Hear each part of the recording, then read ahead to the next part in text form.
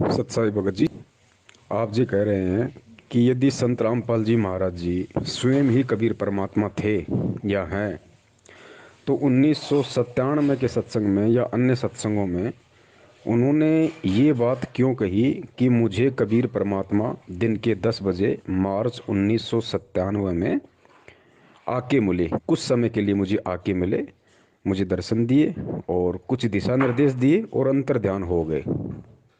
अगर गुरुजी स्वयं ही कबीर परमेश्वर थे या हैं, तो फिर उन्हें कौन सा भगवान मिल गया और दूसरा कौन सा कबीर परमेश्वर आके उनको दर्शन दे गया? ये बात आप कह रहे हैं कि मुझे समझ में नहीं आई। भगत जी, यही सब बातें समझाने के लिए परमात्मा ने बार बार ये प्रार्थना की है सत्संगों के माध्यम से कि भाई सत्संग सुनते समय परमात्मा से प्रार्थना करनी चाहिए, एकाग्रचित होकर सत्संग सुनना चाहिए और सत्संग सुनने के बाद में अपने गुरुदेव के द्वारा सत्संगों में जो वचन कहे गए हैं उनके ऊपर चिंतन करना चाहिए। जब तक हम सुने गए सत्संगों पे चिंतन नहीं करेंगे तब तक हम उस सत्संगों के मर्म को, उनके रहस्यों को, उन संकेतों को हम समझ नहीं पाएंगे। गुरुजी खुद परमेश्वर हैं, औरों का मुझे नहीं पता, लेकिन मैं अपनी बात कर रहा हूँ। गुरुजी स्वयं ही कबीर परमेश्वर हैं, लेकिन वर्तमान में वो कबीर परमेश्वर एक भगत की भूमिका में भी है और भगत की भूमिका यदि परमेश्वर निभाएगा तो 101% पूरी तरह से निभाएगा, उसमें कोई त्रुटि नहीं छोड़ेगा। भगत की भूमिका में वो कभी भी अपने आप को परमेश्वर नहीं कहेंगे। ग्रीव साहिब से सतगुरु भय, सतगुरु से वैसाद, ये तीनों एक हैं, गति कछु अगम अगाध। ग्रीव साहिब से सतगुरु भय, सतगुरु से भय संत, धर धर वेख विशाल अंग खेल। तो 1997 में गुरुजी के द्वारा अपने आप को ये कहना कि मुझे कबीर परमेश्वर मिले, आप कह रहे हैं इसमें कितनी सच्चाई है? भगत जी, इसमें -0% भी सच्चाई नहीं है और ये बहुत बड़ा सच भी है। दोनों बात कैसे? भगत की भूमिका में तो परमेश्वर ने अपने आप को अलग रखते हुए कह दिया कि 1997 में मुझे कबीर परमात्मा मिले।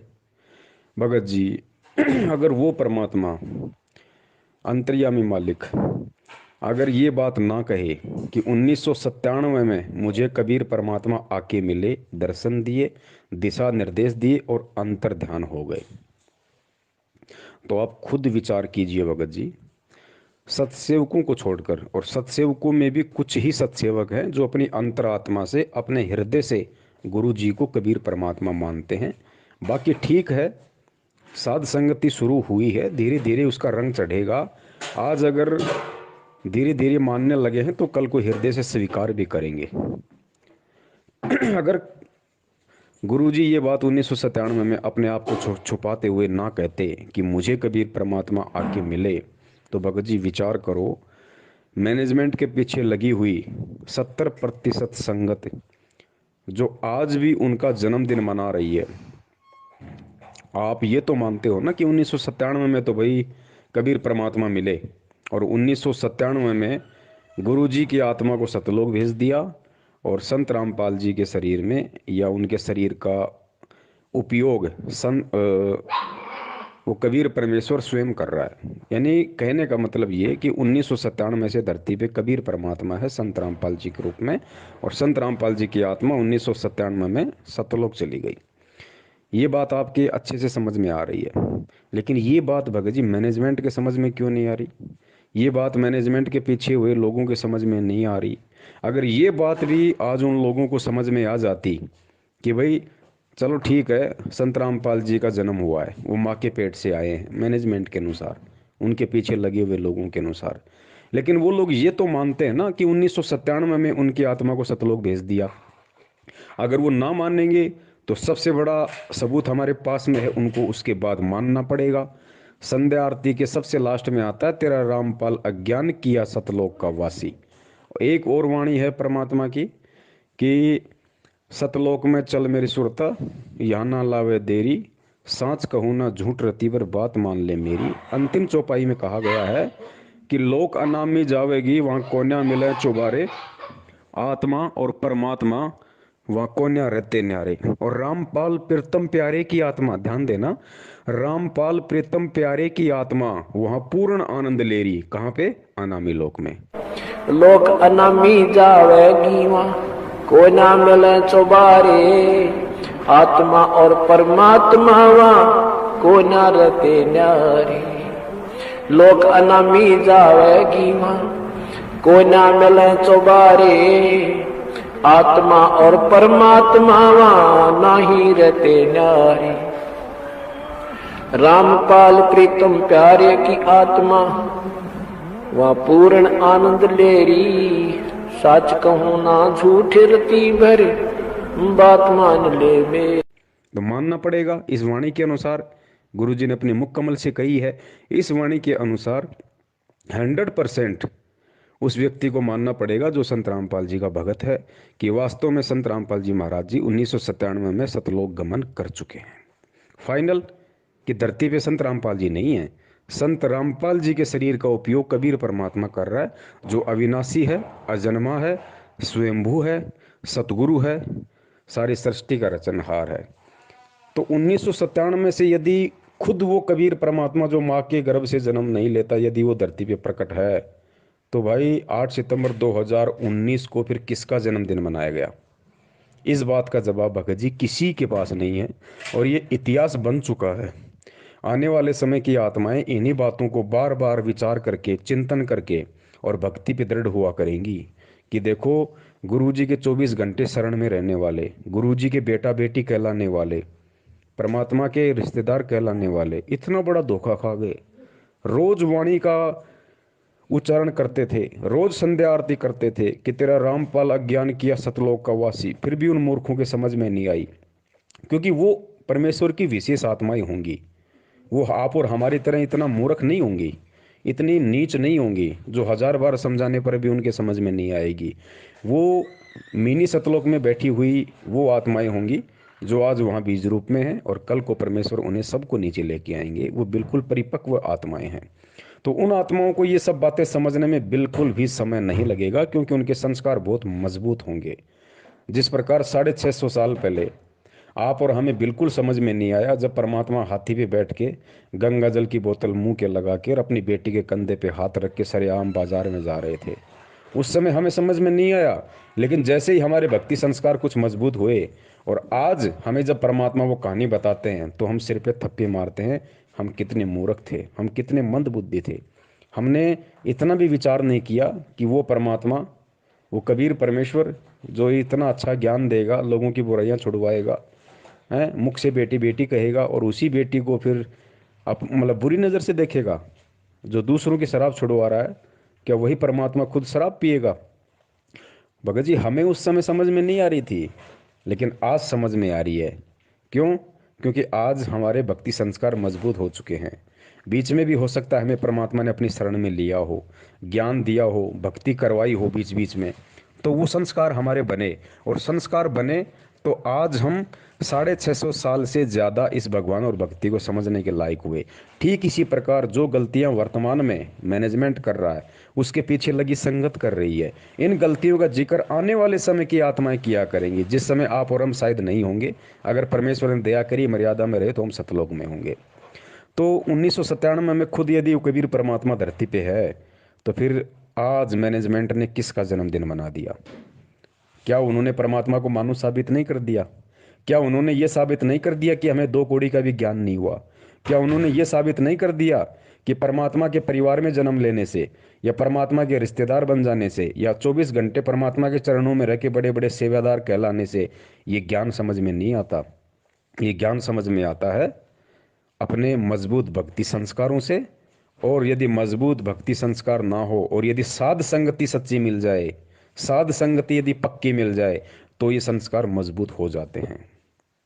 तो भगत जी, गुरु जी जो अपने लिए कह रहे हैं कि मुझे 1997 में परमात्मा मिले, तो वो झूठ नहीं बोल रहे भगत जी, लेकिन उस बात में सच्चाई भी नहीं है।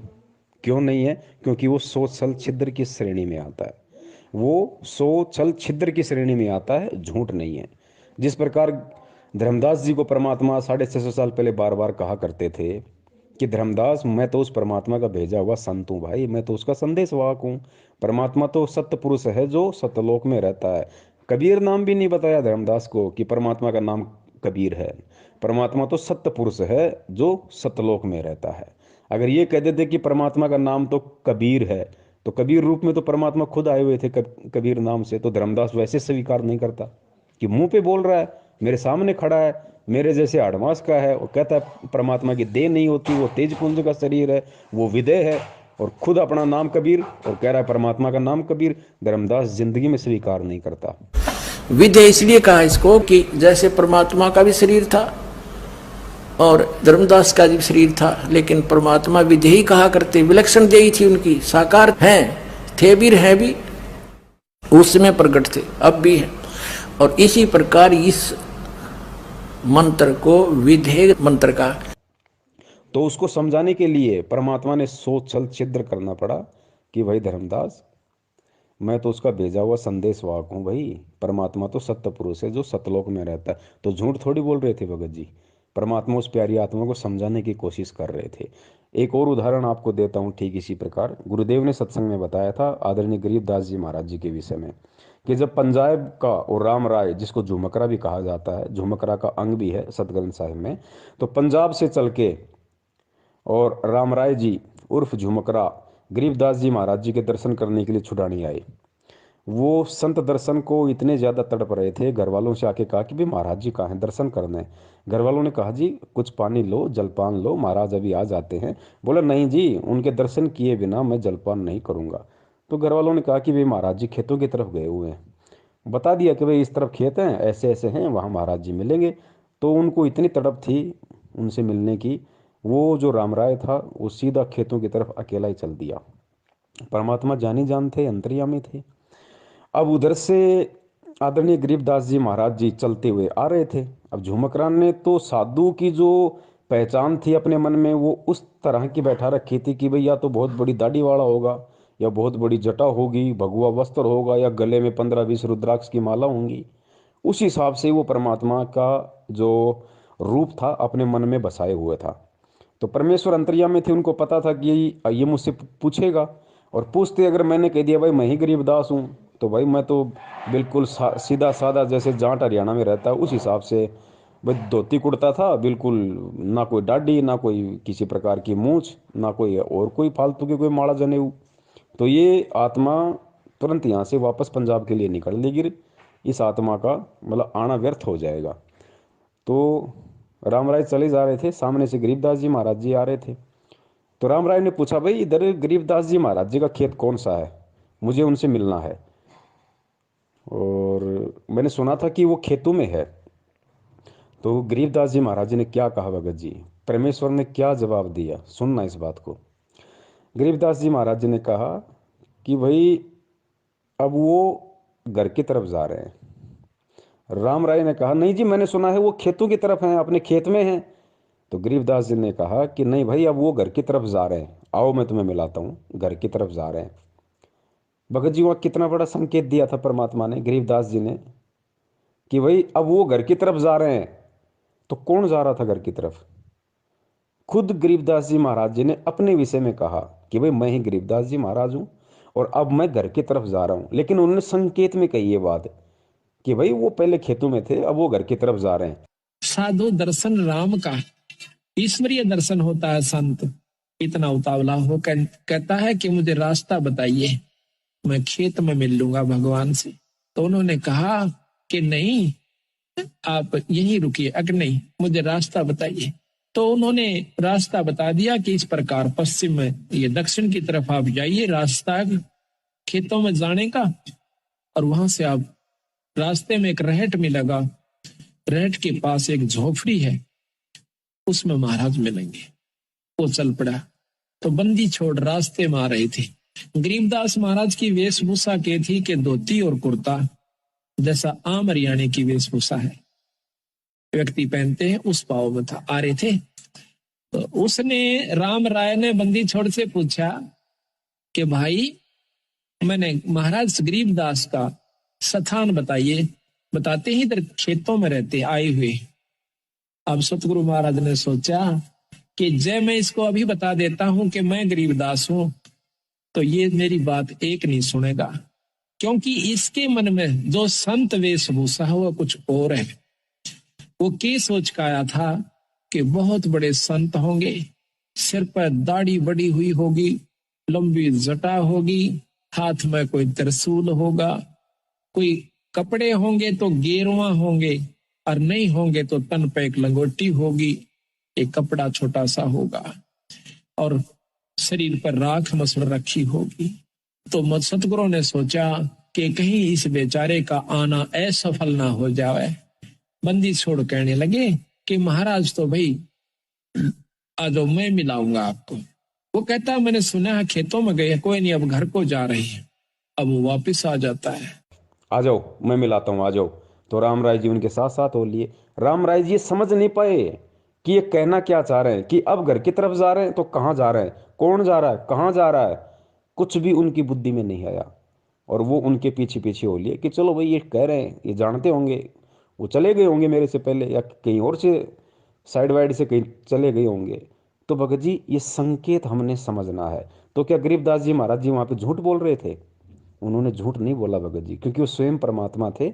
और स्वयं उन्होंने कहा कि अब वो घर की तरफ जा रहे हैं, पहले खेतों में थे अब घर की तरफ जा रहे हैं। अब राम राय नहीं समझ पाया इस बात को, तो भगत जी उसमें परमात्मा का क्या दोष?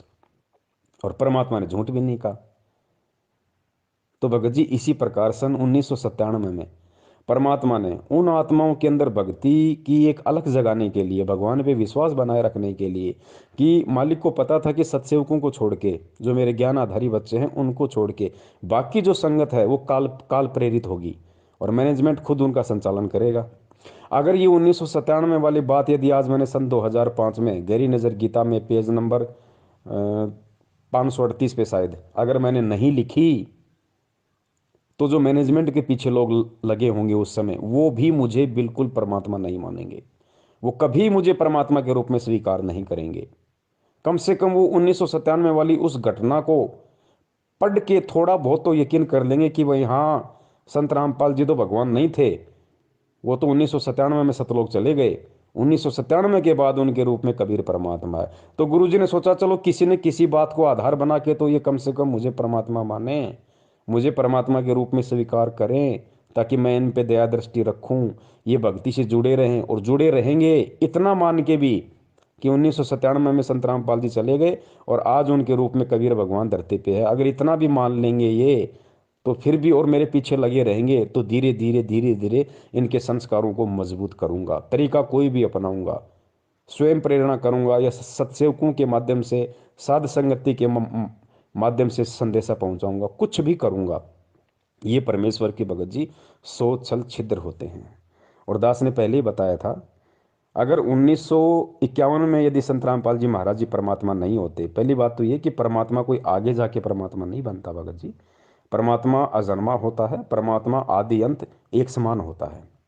अगर किसी को लगता है कि 1997 में ही संत रामपाल जी के रूप में धरती पे कबीर परमात्मा प्रकट है, तो ये उनकी बहुत बड़ी गलतफहमी है, क्योंकि परमात्मा परमात्मा होता है और वो परमेश्वर 8 सितंबर 1951 से ही कबीर परमात्मा है। अगर वो 8 सितंबर 1951 से ही कबीर परमात्मा नहीं होते, तो भैया 8 सितंबर 1971 को जय गुरुदेव के पंथ संचालक श्री तुलसीदास जी ने जो भविष्यवाणी की थी, कब की थी? 1971 में, कि आज वो महापुरुष जो विश्व पटल पे भारत के मानचित्र को बदल के रख देगा, जिसका एक झंडा होगी, जिसकी एक भाषा होगी, आज वो महापुरुष पूरे 20 वर्ष का हो चुका है। तो भाई यदि संत रामपाल जी महाराज जी का 1951 में जन्म हुआ था, माँ के पेट से आए थे, आप और हमारे जैसे सामान्य व्यक्ति थे, भगत थे, तो जय गुरुदेव ने किसको महापुरुष कहा? 1971 में ही जय गुरुदेव ने किसको महापुरुष कह दिया कि वो महापुरुष आज पूरे 20 वर्ष का हो चुका है? भगत जी इस बात पे विचार करो। और अगर गुरुजी वो महापुरुष ना होते, तो जय गुरुदेव की भविष्यवाणी का गुरुजी कभी भी समर्थन नहीं करते। गुरुजी केवल सत्य का समर्थन करते हैं, चाहे किसी की भविष्यवाणी क्यों ना हो। दूसरा पॉइंट, गुरुदेव ने कहा कि एक समय में पृथ्वी पे केवल एक ही संत होता है। इसलिए हमने उन नकली सतगुरुओं से बात नहीं बनेगी, एक समय में एक ही सतगुरु होता है। जैसे परमात्मा जब आए थे उन्होंने किसी को भी नाम देने का आदेश नहीं दिया था और स्वयं ही उपदेश दिया करते थे। 64 लाख शिष्य उनके हो गए थे, उन सब के स्वयं ही गुरु थे, स्वयं ही सतगुरु थे। और एक समय में एक ही संत होता पूरी पृथ्वी पे उस परमेश्वर का। वैसे तो ये अन्य उपासना बताने वालों की तो गिनती ही नहीं है। एक समय में पृथ्वी पे केवल एक ही संत होता है, दूसरा संत नहीं होता। तो बता दीजिए, आज संत रामपाल जी महाराज जी एक भगत की भूमिका में अपने दादा गुरुदेव जी के लिए क्या शब्द यूज करते हैं? मेरे पूज्य गुरुदेव। और भक्ति मार्ग में गुरु जी ने बताया कि पूज्य शब्द केवल उसी के लगता है जो परमात्मा होता है, जो स्वयं परमात्मा होता है। लेकिन दादा गुरुदेव स्वामी रामदेवानंद जी महाराज जी कोई परमात्मा नहीं थे, ना ही वो सतगुरु थे। वो सतगुरु भी नहीं थे भगत जी, और ना ही वो परमात्मा थे। वो केवल एक भगत थे, इससे ज़्यादा कुछ नहीं थे। अगर वो सतगुरु थे, या फिर जैसे गुरु जी ने भगत की भूमिका में उनके नाम से पहले लगाया मेरे परम पूज्य गुरुदेव, मेरे पूज्य गुरुदेव, मेरे सतगुरुदेव, तो ये जो सतगुरु शब्द है, ये पूज्य शब्द है, ये केवल परमेश्वर के लिए, बंदी छोड़ के लिए, परमात्मा के लिए है, ध्यान रखना। तो भगत जी, अगर वो पूज्य होते वास्तव में, अगर वो परमेश्वर होते दादा गुरुदेव, यदि दादा गुरुदेव वास्तव में सतगुरु होते, तो भगत जी 1994 में संत रामपाल जी महाराज जी सतगुरु नहीं बन सकते थे। सांसारिक दृष्टि में नाम दान देने के लायक नहीं बन सकते थे, क्योंकि पृथ्वी पे एक समय में दो सतगुरु नहीं हो सकते भाई। पृथ्वी में एक समय में एक ही सतगुरु होता है, ध्यान रखना। तीसरा पॉइंट बहुत अहम है और इसको हमने भगत जी समझना पड़ेगा। बगैर समझे हम इसकी गहराई में नहीं जा पाएंगे। ये जो सतनाम का जो मंत्र है 2 अक्षर का, जो शायद आपको मिला या नहीं मिला मुझे नहीं पता, लेकिन सबको पता है कि सतनाम में 2 मंत्र कौन से हैं। ये 2 मंत्र देने का अधिकारी इस पूरी सृष्टि में सतनाम मंत्र देने का अधिकारी गुरु बनकर, सतगुरु बनकर यदि कोई दे सकता है तो केवल बंदी छोड़ कबीर साहब दे सकता है, और कोई भी व्यक्ति सतनाम का मंत्र किसी को नहीं दे सकता, और ना ही ये प्रथम नाम जो है, 5 नाम, ये कोई दे सकता भगत जी, कोई नहीं दे सकता। ये केवल परमेश्वर कबीर साहिब ही दे सकते हैं, इनके अलावा कोई नहीं देगा। कबीर जी ने ये नाम 650 साल पहले दिए। उसके बाद बता दो भगत जी, किस महापुरुष ने ये सतनाम को दान किया? किसी ने दान नहीं किया, आज तक रिकॉर्ड है, क्योंकि उनके अलावा कोई दूसरा कर ही नहीं सकता। 650 साल पहले वो स्वयं आए थे, तो उन्होंने लोगों को सतनाम दिया, कुछ विशेष आत्माओं को सतनाम दिया, और रिकॉर्ड करवा दिया धर्मदास जी के माध्यम से, क्योंकि धर्मदास जी को परमेश्वर ने सतनाम दिया था। तो धर्मदास जी के माध्यम से परमात्मा ने कबीर सागर में भी रिकॉर्ड करवा दिया पूरा, वो 2 शब्द भी लिखवा दिए, ताकि कल को झूठे ना हो जाएं कि सतनाम में ये मंत्र नहीं है। तो कबीर परमात्मा ने 650 साल पहले सतनाम दिया। उसके 200-250 साल बाद वही कबीर परमात्मा गरीबदास जी महाराज जी के रूप में आए। लेकिन 250 साल पहले जब गरीबदास जी महाराज जी यहाँ आए, तो उनका मकसद किसी को सतनाम देना नहीं था, उनका मकसद किसी का मोक्ष करना नहीं था, उनका मकसद किसी को प्रथम नाम देने का नहीं था, और उन्होंने ना किसी को सतनाम दिया, ना किसी को प्रथम नाम दिया। ये 7 मंत्र जो आज हमें मिले हुए, किसी को नहीं दिया गरीबदास जी महाराज जी ने। जितने भी उनके शिष्य बने, जितने भी उनके भगत बने, सबको उन्होंने भिन्न भिन्न नाम दिए। किसी को हरे राम, किसी को ओम नमो भागवते वासुदेवाय, किसी को ओम नमः शिवाय, क्योंकि उनका मकसद उस समय किसी का मोक्ष करना नहीं था। गरीबदास जी महाराज जी के रूप में कबीर परमात्मा जब आए थे, उनका केवल एक टारगेट था, और परमात्मा जिस विशेष काम के लिए आते केवल उसी को पूरा करके जाते हैं। तो 300 साल पहले गरीबदास जी महाराज जी का इस पृथ्वी लोक पे आना और एक लीला करना, उनका जो मकसद था वो ये था कि कबीर सागर में जो त्रुटियां काल प्रेरणा से लोगों ने कर दी थी, जो गड़बड़ कर दी थी, उसको सुधार करना, और ग्रंथ साहिब के रूप में एक नया ग्रंथ लिपिबद्ध करना आप और हमारे लिए, इस समय के लिए। तो परमात्मा उस समय केवल उसी काम के लिए आए थे, और वो काम उन्होंने पूरा किया और हो गए। लेकिन उन्होंने किसी को सतनाम नहीं दिया। वो 2 मंत्र किसी को दान नहीं दिए उन्होंने, ना अपने बच्चों को दिए ना किसी और को दिए। केवल अपने ग्रंथ साहिब में उन मंत्रों को लिख के चले गए, ताकि आज हमारे को विश्वास हो कि वास्तव में यही सतनाम है जो आज हमें संत रामपाल जी महाराज जी दे रहे हैं। वरना हम यकीन ही नहीं कर पाते कि यही सतनाम होगा, हम 650 साल पहले की तरह भ्रमित हो जाते। कलयुग की बिचली पीढ़ी में 12वां पंथ ये काल के जो कबीर पंथ में होंगे ना, गरीबदास का होगा।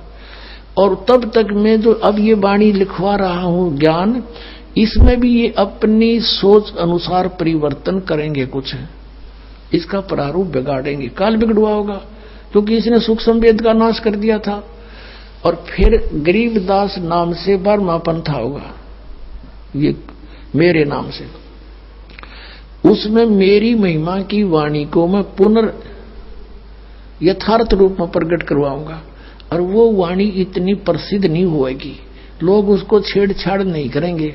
और गरीबदास ने आदेश दे दिया था उस लिखने वाले को कि जो मैं बोलूं उतना ही लिखेगा, और इसमें कोई छेड़छाड़ करेगा उसकी दुर्गति हो जाएगी। तो भगत जी गरीबदास जी महाराज जी ने भी किसी को सतनाम नहीं दिया, वो 2 मंत्र नहीं दिए। और आज वर्तमान में संत रामपाल जी महाराज जी और कबीर साहिब जी के बीच में जितने भी महापुरुष हुए हैं जिनका जिक्र गुरु जी करते हैं, चाहे धर्मदास जी हो, चाहे गरीबदास जी हो, चाहे नानक जी हो, मलुकदास जी हो, घीसा दास जी हो, कितने भी महापुरुष हुए हैं भगत जी, उन सबको परमात्मा ने ये सतनाम दिया। लेकिन उनमें से किसी को भी आगे सतनाम को दान करने का आदेश नहीं दिया। आदरणीय नानक जी भी, क्योंकि नानक जी तो नाम दे ही नहीं सकते थे, लेकिन जब बेई नदी से परमात्मा उनको सतलोक ले गए तो वही पुनकर्मी आत्मा थी परमात्मा की, मालिक ने उसी समय उनको सतलोक में बैठा दिया था। उसके बाद में जब वापस वो आए तो नानक जी नहीं थे, कालूराम मेहता का बेटा नहीं था भगत जी, स्वयं कबीर परमात्मा नानक जी के रूप में धरती पे मौजूद है। और नानक जी कितने वर्ष तक रहे, उतने वर्ष तक परमात्मा ने नानक जी के रूप में लीला की। नानक जी के वो शरीर, वो चोला धारण किया परमात्मा ने, नानक जी वाला, और पूरे समय उन्होंने लीला की। और नानक जी के रूप में भी वो कबीर परमात्मा वाहे गुरु नाम देता रहा, लेकिन सतनाम किसी को नहीं दिया। लेकिन आज हमें विश्वास हो कि वास्तव में यही सतनाम है। नानक जी के माध्यम, मतलब नानक जी के रूप में उन्होंने गुरु ग्रंथ साहिब में वो मंत्र लिख दिए, ताकि हमें आज हमें विश्वास हो।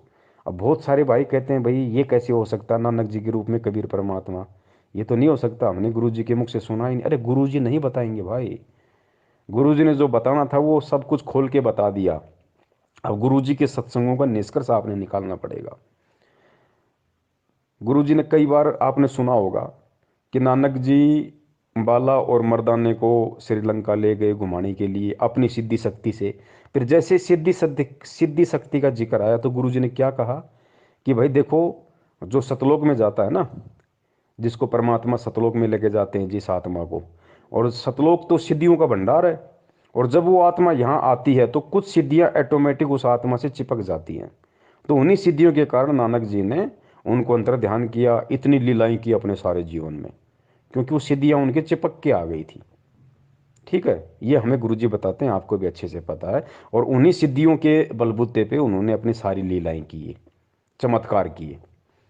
तो भगत जी यहाँ पे हमने निष्कर्ष निकालना पड़ेगा गुरुजी के सत्संग का, समझना पड़ेगा परमात्मा के उस संकेत को। नानक जी को परमात्मा सशरीर तो लेके नहीं गए थे सतलोक में, लेके तो उनकी आत्मा को गए थे। शरीर तो बेई नदी में ही परमात्मा ने कहीं छुपा रखा था, उधर जंगल वंगल में। नानक जी की आत्मा को परमात्मा सतलोक लेके गए। और फिर क्या, फिर गुरुजी ने कहा कि ये ऑटोमेटिक सिस्टम है, ये जो सतलोक में आत्मा जाएगी ऑटोमेटिक उसके कुछ सिद्धियां चिपक जाती है, वो नीचे आ जाती है। ठीक है जी, अगर हम इस बात को सत्य माने, ये सोशल छिद्र है परमात्मा का, झूठ नहीं कहा परमेश्वर ने, ये सोशल छिद्र है। अगर हम ये मान के चलें कि वास्तव में नानक जी की आत्मा के वहाँ से सिद्धियाँ चिपक के आ गई ऑटोमेटिक, और उन सिद्धियों का प्रयोग नानक जी ने किया, तो भाई मुझे एक बात बताइए, आज हजारों भक्तों के ऐसे ऐसे इंटरव्यू है जो ये कहते हैं कि भाई मेरी आत्मा को गुरुजी सतलोक ले गए, मुझे सारे ब्रह्मांड दिखाए। बहुत सारे तो ऐसे कहते हैं मुझे गुरुजी ने सतलोक में आम खिलाया, मुझे केला खिलाया, हैं, मैं ऐसे गया, मैं ऐसे पहाड़ों में घूमा, पहाड़ों के अंदर से गया, मैं सोचा मरूंगा लेकिन मैं तो पहाड़ के अंदर से निकल गया। तो आज गुरुजी, और हाँ, आज हम जिन जिन भक्तों का इंटरव्यू सुनते हैं जो सतलोक के दर्शन करके आए हैं, तो गुरुजी सशरीर तो उनको भी नहीं लेके गए, उस भगत की आत्मा को ही लेके गए ना। सशरीर तो गुरुजी लेके नहीं जाएंगे, नानक जी की भी आत्मा लेके गए। और आज हमारे जो सैकड़ों भगत भाई हैं जो कहते हैं कि मैं सतलोक देख के आ गया, मुझे गुरुजी ले गए, उनकी भी आत्मा को ही लेके गए। तो भाई एक बात बताइए मुझे, आज जो हजारों भगत ये दावा करते हैं कि मुझे गुरुजी सतलोक दिखा के लाए, और यदि वहाँ का ऐसा कोई ऑटोमेटिक सिस्टम है कि आत्मा जब वहाँ जाती है तो उसकी सिद्धियाँ चिपक जाती हैं, तो हमारे वालों के क्यों नहीं चिपकी? ये जो हजारों भगत जो इंटरव्यू देते हैं, इनकी एक भी सिद्धि क्यों नहीं चिपकी? ये अपनी आत्मा के कोई तेल लगा के गए थे क्या जो वहीं पे वो फिसल गई? इनकी क्यों नहीं चिपकी भाई वो सिद्धियाँ? और मान लो अगर भगत की सिद्धियाँ चिपक भी गई, तो इस भक्ति का विधान है वो सिद्धियों का यूज नहीं कर सकता। सिद्ध महल में सिद्ध चौबीसा, हंस भी छोड़े विश्व बीसा। ये गुरु जी की वाणी है, बार बार परमात्मा बताते हैं कि इस भक्ति के करने से तुम्हारे अंदर 24 सिद्धि आ जाएंगी, लेकिन भगत ने उसका प्रयोग नहीं करना। सिद्ध महल में सिद्ध चौबीसा, हंस भी छोड़े विश्व बीसा। जो हंस होगा, भगत होगा, वो 24 की 24 को भी छोड़ देगा, फेल कर देगा साइड में, नहीं सिद्धियाँ नहीं मुझे यूज करनी। तो भगत जी हमने यहाँ समझना पड़ेगा, अगर नानक जी की आत्मा की सिद्धि चिपक के आ गई थी तो आज हमारे वालों की चिपक के क्यों नहीं आ रही? तो इससे जाहिर है कि कबीर परमात्मा स्वयं नानक जी के रूप में थे। और आत्मा अगर इतने चमत्कार करेगी तो परमात्मा आज हमारे को ये नियम नहीं बता सकते कि बच्चों तुमने सिद्धि का प्रयोग नहीं करना, वरना उंगली उठ जाएगी भक्ति में कि फिर नानक जी ने क्यों किए। नानक जी भी तो भगत थे, कोई भगवान थोड़ी थे। फिर नानक जी भी तो यही भक्ति कर रहे थे, यही मंत्र जाप कर रहे थे, यही भगवान मिला था, फिर नानक जी ने सिद्धियों का प्रयोग क्यों किया? भगत जी आज बहुत बड़ा सवाल खड़ा हो जाता भगत समाज के सामने, गुरु जी दोगले साबित हो जाते। लेकिन भाई वो स्वयं कबीर परमात्मा नानक जी के रूप में सारा खेल खेल रहे थे। इस बात को जगत थोड़ी समझेगा, इस बात को हम भक्तों ने समझना पड़ेगा, क्योंकि आज परमात्मा हमें यही सब कुछ समझाने के लिए आए।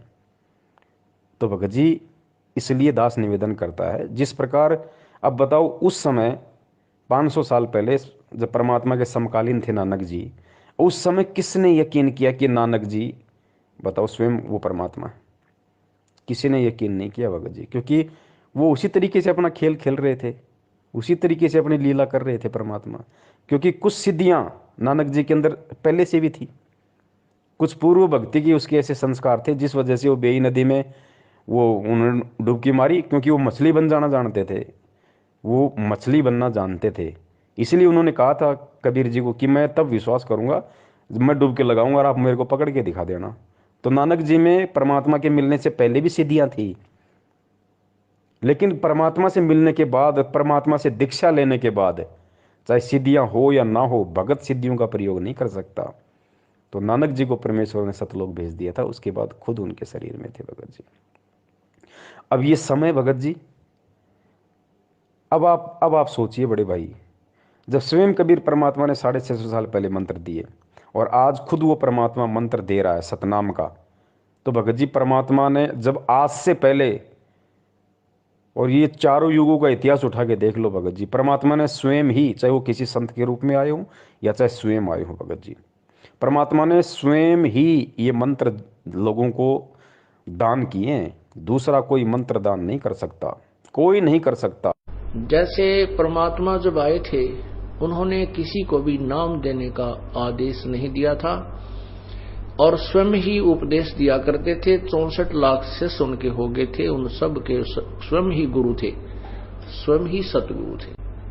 और एक समय में एक ही संत होता पूरी पृथ्वी पे उस परमेश्वर का। वैसे तो ये अन्य उपासना बताने वालों की तो गिनती ही नहीं है। अब कोई कहेगा भाई मीराबाई को कैसे रविदास जी से मंत्र दान करवा दिए, तो इस बात को भी हमने गुरु जी के ज्ञान को आधार बना के समझना पड़ेगा। मीराबाई को रविदास जी ने नाम दीक्षा नहीं दी थी। आपने गुरु जी के मुख से भी सुना होगा कि भाई मीराबाई से नाम लिया। कबीर जी ने कहा कि जा भाई रविदास जी से नाम ले ले, तो मीराबाई जाके रविदास जी से नाम ले आई। लेकिन यहाँ गुरु जी जो बात हमें समझाना चाह रहे हैं पुण्यात्माओं, परमात्मा एक सांसारिक दृष्टि से सत्संग करेंगे, वरना दुनिया विरोध खड़ा कर देगी। क्योंकि रविदास जी की हिस्ट्री में लिख दिया गया कि मीरा को नाम रविदास जी ने दिया, और हकीकत भी है। क्योंकि मीरा ने रविदास जी से नाम लिया था। लेकिन जिस समय मीरा ने रविदास से नाम लिया था उस समय रविदास के रूप में कौन बैठा था? वो कबीर परमात्मा बैठा था, क्योंकि मीरा को सतनाम मिला था भाई। मीरा को प्रथम नाम ओरिजिनल मिला था, जो आप और हमारे को मिला है। भले ही आगे पीछे के 2 मंत्र ना मिले हों प्रथम नाम के, लेकिन बीच के 5 नाम और सतनाम मीरा को मिले थे। तो ये कौन दे सकता है ये नाम? ये रविदास नहीं दे सकता था, वो भगत था। कबीर परमात्मा ने वो नाम दिए भाई, कबीर परमात्मा ने। रविदास जी को तो मालूम भी नहीं मैंने कब मीरा को नाम दे दिया, कब क्या लीला हो गई। ठीक इसी प्रकार जिस प्रकार पांडवों का यज्ञ सफल करने के लिए परमात्मा ने अपने भगत सुपथ सुदर्शन में प्रेरणा करके और 15 दिन के टूर पे भेज दिया, और स्वयं झोपड़ी में सुपथ सुदर्शन जी का रूप बना के परमात्मा बैठ गया और जाके पांडवों की यज्ञ सफल कर दी। और सुपथ सुदर्शन को आजीवन नहीं पता चला कि मेरे रूप में परमात्मा पांडवों का यज्ञ सफल करके आ गए। अब दुनिया क्या समझ रही है कि सुपथ सुदर्शन ने, उस वाल्मीकि ने, उस भगत ने पांडवों का यज्ञ सफल किया, पांडवों का यज्ञ बजाया। लेकिन सत्संग क्या कह रहे हैं, तत्व ज्ञान क्या कह रहा है, ज्ञान आधार क्या कह रहा है कि सुपथ सुदर्शन नाम के उस भगत ने नहीं, उसके रूप में स्वयं कबीर परमात्मा ने पांडवों का यज्ञ बजाया। तो ठीक इसी प्रकार मीरा को नाम दीक्षा स्वयं कबीर परमात्मा ने रविदास जी का रूप बना के दी थी। वो जो जितनी भी लीलाएं की परमेश्वर ने, घटोती में गंगा भी जो निकली थी कि ये ले जा भाई, ये गंगा माई में डाल देना मेरे नाम का, वो भी उस समय कबीर परमात्मा ही ने ही रविदास जी का रूप बना के उस पंडित को दिया था। वो 700 ब्राह्मणों का जो जनेऊ परमात्मा ने रविदास जी के रूप में तोड़ा, वो रविदास ने नहीं तोड़ा, स्वयं कबीर परमेश्वर ने। उनको तो पता भी नहीं परमात्मा कब क्या खेल खेल रहा है, वो तो अपना नॉर्मल सा जीवन जी रहा था। तो भगत जी हमने इन बातों को समझना पड़ेगा। जब उन रूपों में भी कबीर परमात्मा ने ही नाम दिया, तो भगत जी सन 1994 से ये सतनाम और प्रथम नाम का दान इस धरती पे कौन कर रहा है? 1994 से कौन कर रहा है? अगर आपको लगता है कि 1997 में संत रामपाल जी सतलोक चले गए और 1997 से कबीर परमात्मा धरती पे है, तो फिर 1994 में भगत जी सतनाम किसने दिया लोगों को? प्रथम नाम किसने दिया लोगों को, जो नाम कबीर जी के अलावा कोई दे ही नहीं सकता? जैसे परमात्मा जब आए थे उन्होंने किसी को भी नाम देने का आदेश नहीं दिया था और स्वयं ही उपदेश दिया करते थे। 64 लाख शिष्य उनके हो गए थे, उन सब के स्वयं ही गुरु थे, स्वयं ही सतगुरु थे। भगत जी इन सब बातें ये सांकेतिक हैं। भगत जी अगर सभी व्यक्ति, सभी आत्माएं गुरु से नाम लेके सभी भगत अगर इस गहरे संकेत को यदि समझ जाएं, यही तत्व ज्ञान है। गुरु जी ने क्या बताया बच्चों? तत्व ज्ञान क्या होता है? जिसका कोई निष्कर्ष निकले। जैसे दूध होता है, दूध को लाए, उसको गर्म किया, उसको जिमाया, जामन डाल के उसका दही बना, फिर उसको मथा, फिर उसमें छाछ अलग निकलेगी, फिर उसके अंदर घी निकलेगा, फिर उस घी को गर्म किया जाता है, फिर उसका मैल निकाला जाता है और फिर उस घी को किसी बोतल में बंद किया जाता है और फिर वो रत्न बराबर हो जाता है, वो 50 साल खराब नहीं होता। तो ऐसे भगत जी ये तत्व ज्ञान का निष्कर्ष आज गुरु जी के सत्संगों को आधार बना के, उनके ज्ञान को आधार बना के आज भगत जी हम भक्तों ने स्वयं करना पड़ेगा। आज परमात्मा जबरदस्ती नहीं करेगा भगत जी, परमात्मा जबरदस्ती नहीं समझाएगा। अब ये सार भगत जी हम भक्तों ने निकालना पड़ेगा। यही तत्व ज्ञान है, इसीलिए परमात्मा ने बिजली पीढ़ी का समय चुना और इसीलिए परमात्मा ने आज हमारे को अक्षर ज्ञान करवाया, ये शिक्षा दी, इसीलिए दिए भगत जी। आज भी परमात्मा चोटी पकड़ के खाना नहीं खिलाएगा, मालिक ने खाना सामने रख दिया, खाना हमने पड़ेगा कि क्या हमारे लिए उचित है, क्या हमारे लिए अनुचित है। अपने आत्माओं, दास का उद्देश्य ये केवल राम कथा सुनाना नहीं है, आपको विद्वान बनाना है ताकि आप मार ना खा जाओ, भविष्य में फिर काम ना बिगड़ जाए। और बहुत आसान तरीके से आपको समझाया जा सकता है। 1 बार 2 बार 100 बार बताऊंगा, अपने आप हृदय समा जाएगी आपके। इस झूठ को हमने लाखों बार सुन लिया तो सच्ची होगी, सत्य को भी सैकड़ों बार सुनोगे अपने आप। सत्य तो है ही सत्य, या तो ऐसा जगह बना देगी फिर कोई टस से मस नहीं कर सकता। तो आज हर स्थिति में भगत जी परमेश्वर को दोष नहीं दिया जा सकता। जो लोग कहते हैं ना कि पवन गुरुद्रोही, फलाने गुरुद्रोही, मैनेजमेंट गलत या सत्सेवक सही, ठीक इसी प्रकार ये निर्णय संगत ने स्वयं करना पड़ेगा।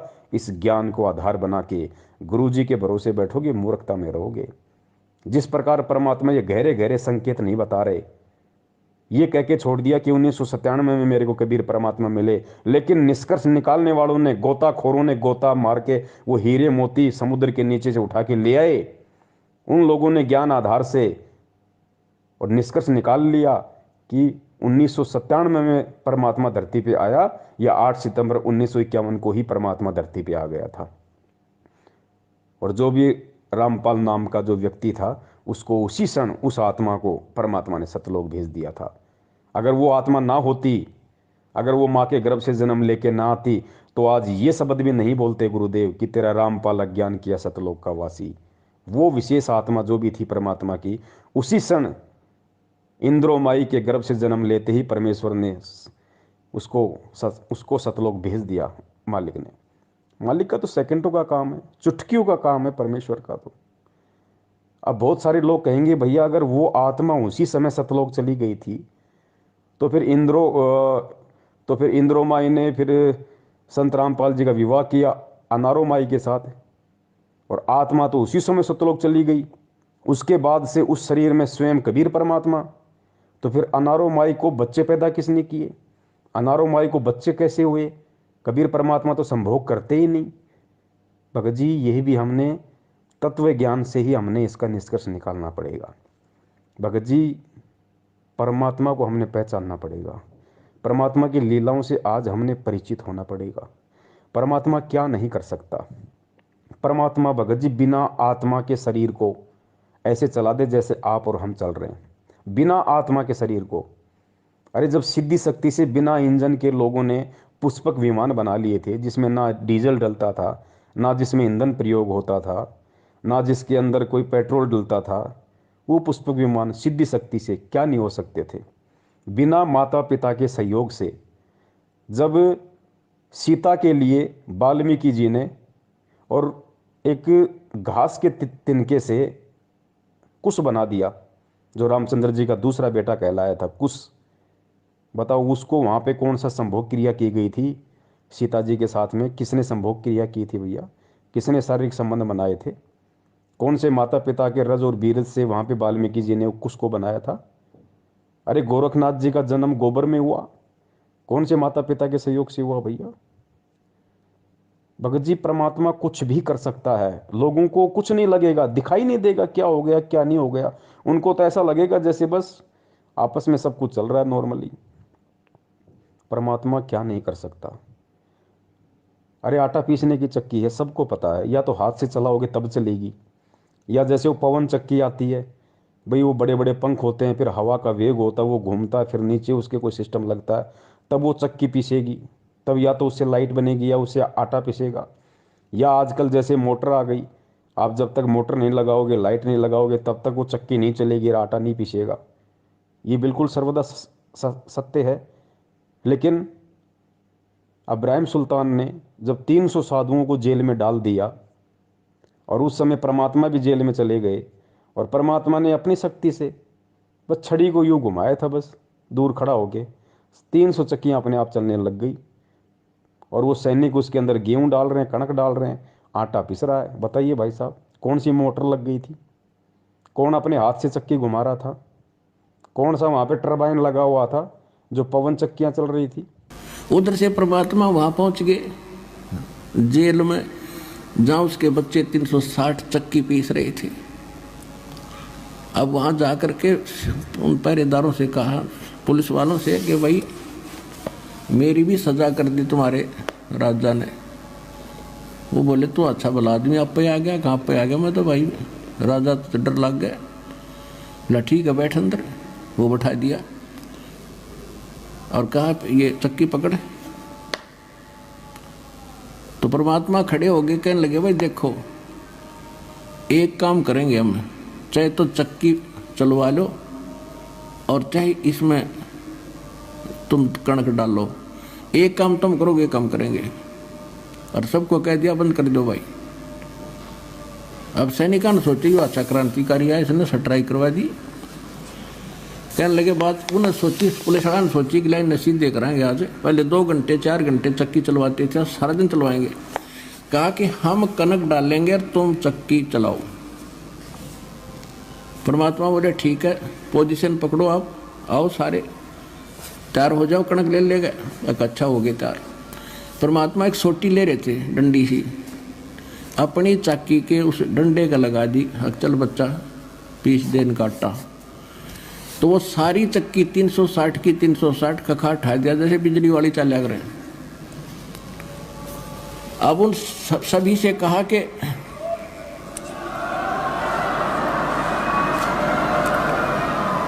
भगत जी ये परमेश्वर है,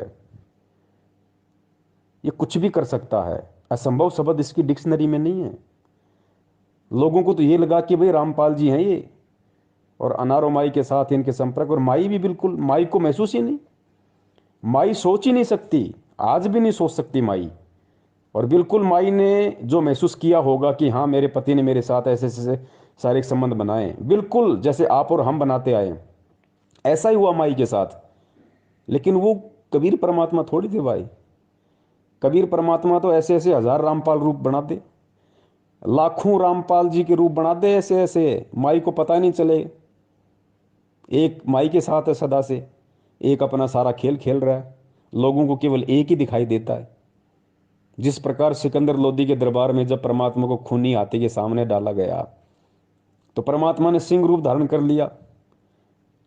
तो पुण्यात्मा उस समय पूरी दुनिया को तो वो कबीर दिखाई दे रहा है, और सिकंदर लोदी को वो सिंह रूप दिखाई दे रहा है। ओ सॉरी, उसको हाथी को और पीलवान को, हाथी को और पीलवान को तो परमात्मा सिंह रूप में दिखाई दे रहे हैं, शेर रूप में दिखाई दे रहे हैं। और पूरी दुनिया को और सिकंदर लोदी को परमात्मा कौन से रूप में दिखाई दे रहे हैं? कबीर रूप में। तो यही अनारो माई के साथ हुआ। एक रामपाल रूप तो बिल्कुल जैसे अनारो माई के साथ में, तो जरूरी थोड़ी है कि कबीर परमात्मा की कोई आत्मा थी उस शरीर में जो अनारो माई के साथ में रहे। पुण्यात्माओं, इन चीजों को हमने समझना पड़ेगा। परमात्मा एक ही समय में लाखों लीलाएं कर सकता है, लाखों खेल खेल सकता है परमात्मा। परमात्मा एक ही समय में आपके बाप की भूमिका भी कर देगा, आपकी बहन की भूमिका भी कर देगा, आपके बेटे की भूमिका भी कर देगा, और स्वयं आपकी भूमिका भी कर देगा। अब बताओ कौन पहचान ले उस परमात्मा को? सिकंदर लोदी को परमात्मा ने विराट रूप दिखाया दिल्ली के दरबार में, ऊपर तक देखा परमात्मा को और छोड़ नहीं, पैरों में गिर गया, गिड़गिड़ाने लगा, और दुनिया को वही 5-6 फुट का वो कबीर दिखाई दे रहा है। तो पुण्यात्माओं, ये कबीर परमेश्वर है धरती पे, और ये भक्ति विश्वास की है।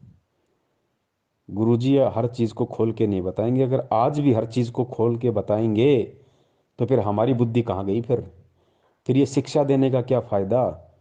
ये 650 साल से परमात्मा डंडे मार मार के ज्ञान वाले आज फिर हमें यहाँ क्यों लेके आए? आज भी अगर हम लातों के भूत बनेंगे फिर इस शिक्षा का क्या फायदा? उन युगों युगों के भक्ति संस्कारों का क्या फायदा फिर? तो पुण्यात्माओं, इसीलिए परमात्मा ने सत्सेवकों को निमित्त बना के ये लाइव साध संगति, लाइव संग का समाधान का सिस्टम संगत में चलवाया है।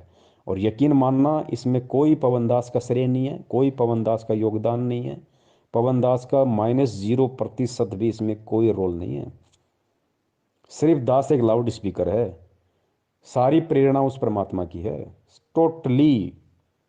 वो क्या बुलवाएंगे क्या नहीं बुलवाएंगे, मैं क्या सोच के बैठता हूँ कि आज मैं क्या बोलूँगा, लेकिन मैं भूल जाता हूँ कि मैंने क्या कुछ सोचा भी था क्या, और परमात्मा क्या से क्या मैटर शुरू करवा देते हैं। लाइव संघ का समाधान फेसबुक पे 5-5 घंटे, 4-4 घंटे। और पुण्यात्माओं, ये सतगुरु की शब्द शक्ति है। जो 4 घंटे आप लोग लगातार देख रहे हो और आपको लगता है कि 4 घंटे हो गए, हमें तो मालूम ही नहीं पड़ा, दास को भी नहीं लगता भाई 4 घंटे कैसे निकल गए। और 4 घंटे पुण्यात्माओं, आप गुरु जी के सत्संग सुन के देख लो, खुद उस कबीर परमात्मा के गुरु जी के मुख कमल से 4 घंटे मोबाइल पे आप सत्संग सुनो, आप 1 घंटे में 3 बार तो बाथरूम करने चले जाओगे। और आज उसी कबीर परमात्मा ने अपने बच्चे के शब्द में इतनी शक्ति दे दी कि 4-4 घंटे उसी परमात्मा के ज्ञान को आधार बना के फेसबुक पे लाइव चल रहा है, और कोई बाथरूम करने भी नहीं जाता। तो पुण्यात्मा, ये क्या है? ये विचार करो, खुद आपकी आंखों के सामने है, और कोई मेरे बाप का ज्ञान नहीं, कोई मेरे दादा का ज्ञान नहीं, कोई किसी दूसरे संत का ज्ञान नहीं, खुद गुरु जी के सत्संग, गुरु जी के सत्संगों को आधार, और 4-4 घंटे हम सभी भाई बहन बैठे रहते हैं, कोई बाथरूम भी नहीं जाता, और ये लगता है कि 4 घंटे हो गए, हमें मालूम ही नहीं पड़ा। तो ये खेल परमात्मा खेलता है समझाने के लिए, क्योंकि हम उस आए हुए परमात्मा को इतना महत्व नहीं दे पाते, लेकिन उसी परमात्मा के द्वारा कही गई बातों को यदि कोई तीसरा व्यक्ति बोल दे तो उस बात को लोग ज्यादा महत्व दे देते हैं। लेकिन परमात्मा चाहता है कि चाहिए कुछ भी महत्व दें, कुछ भी करें, ये मेरे ज्ञान पे टिके रहें, ये सच्चाई से जुड़े रहें, भगवान और भक्ति पे इनका विश्वास बना रहे पुण्यात्माओं। वरना ऐसी स्थिति में तो कोई भी कब का गुरु बन के बैठ जाता, लेकिन अब ऐसा संभव नहीं है। परमेश्वर ने अपनी आत्माओं के हृदय में तत्व ज्ञान रूपी बीज डाल रखा है। अगर मेरे जैसा कोई दुष्ट, कोई नालायक यदि ऐसी गंदी सोच भी सोच लेगा, उसी क्षण परमात्मा उठा के दूर कर देंगे। और सामने वाले जो बच्चे हैं परमात्मा के, जो संगत है, वो कदापि स्वीकार नहीं करेगी, बिल्कुल कदापि स्वीकार नहीं करेगी। कुछ मूर्ख होते हैं, उनकी कह नहीं सकते, जैसे कोई संजय के पीछे लग गया, कोई अपना और कहीं सेट हो गया। बाकी अब परमात्मा नकली संतों के, पंथों के चिमटे उखड़वाने आए हैं। नया चिमटा नहीं गड़ेगा किसी का, चाहे कोई कितना ही खुश हो ले अपना चिमटा गाड़ के, संजय जैसा या मैनेजमेंट जैसा, चिमटे इनके उखड़ेंगे अब।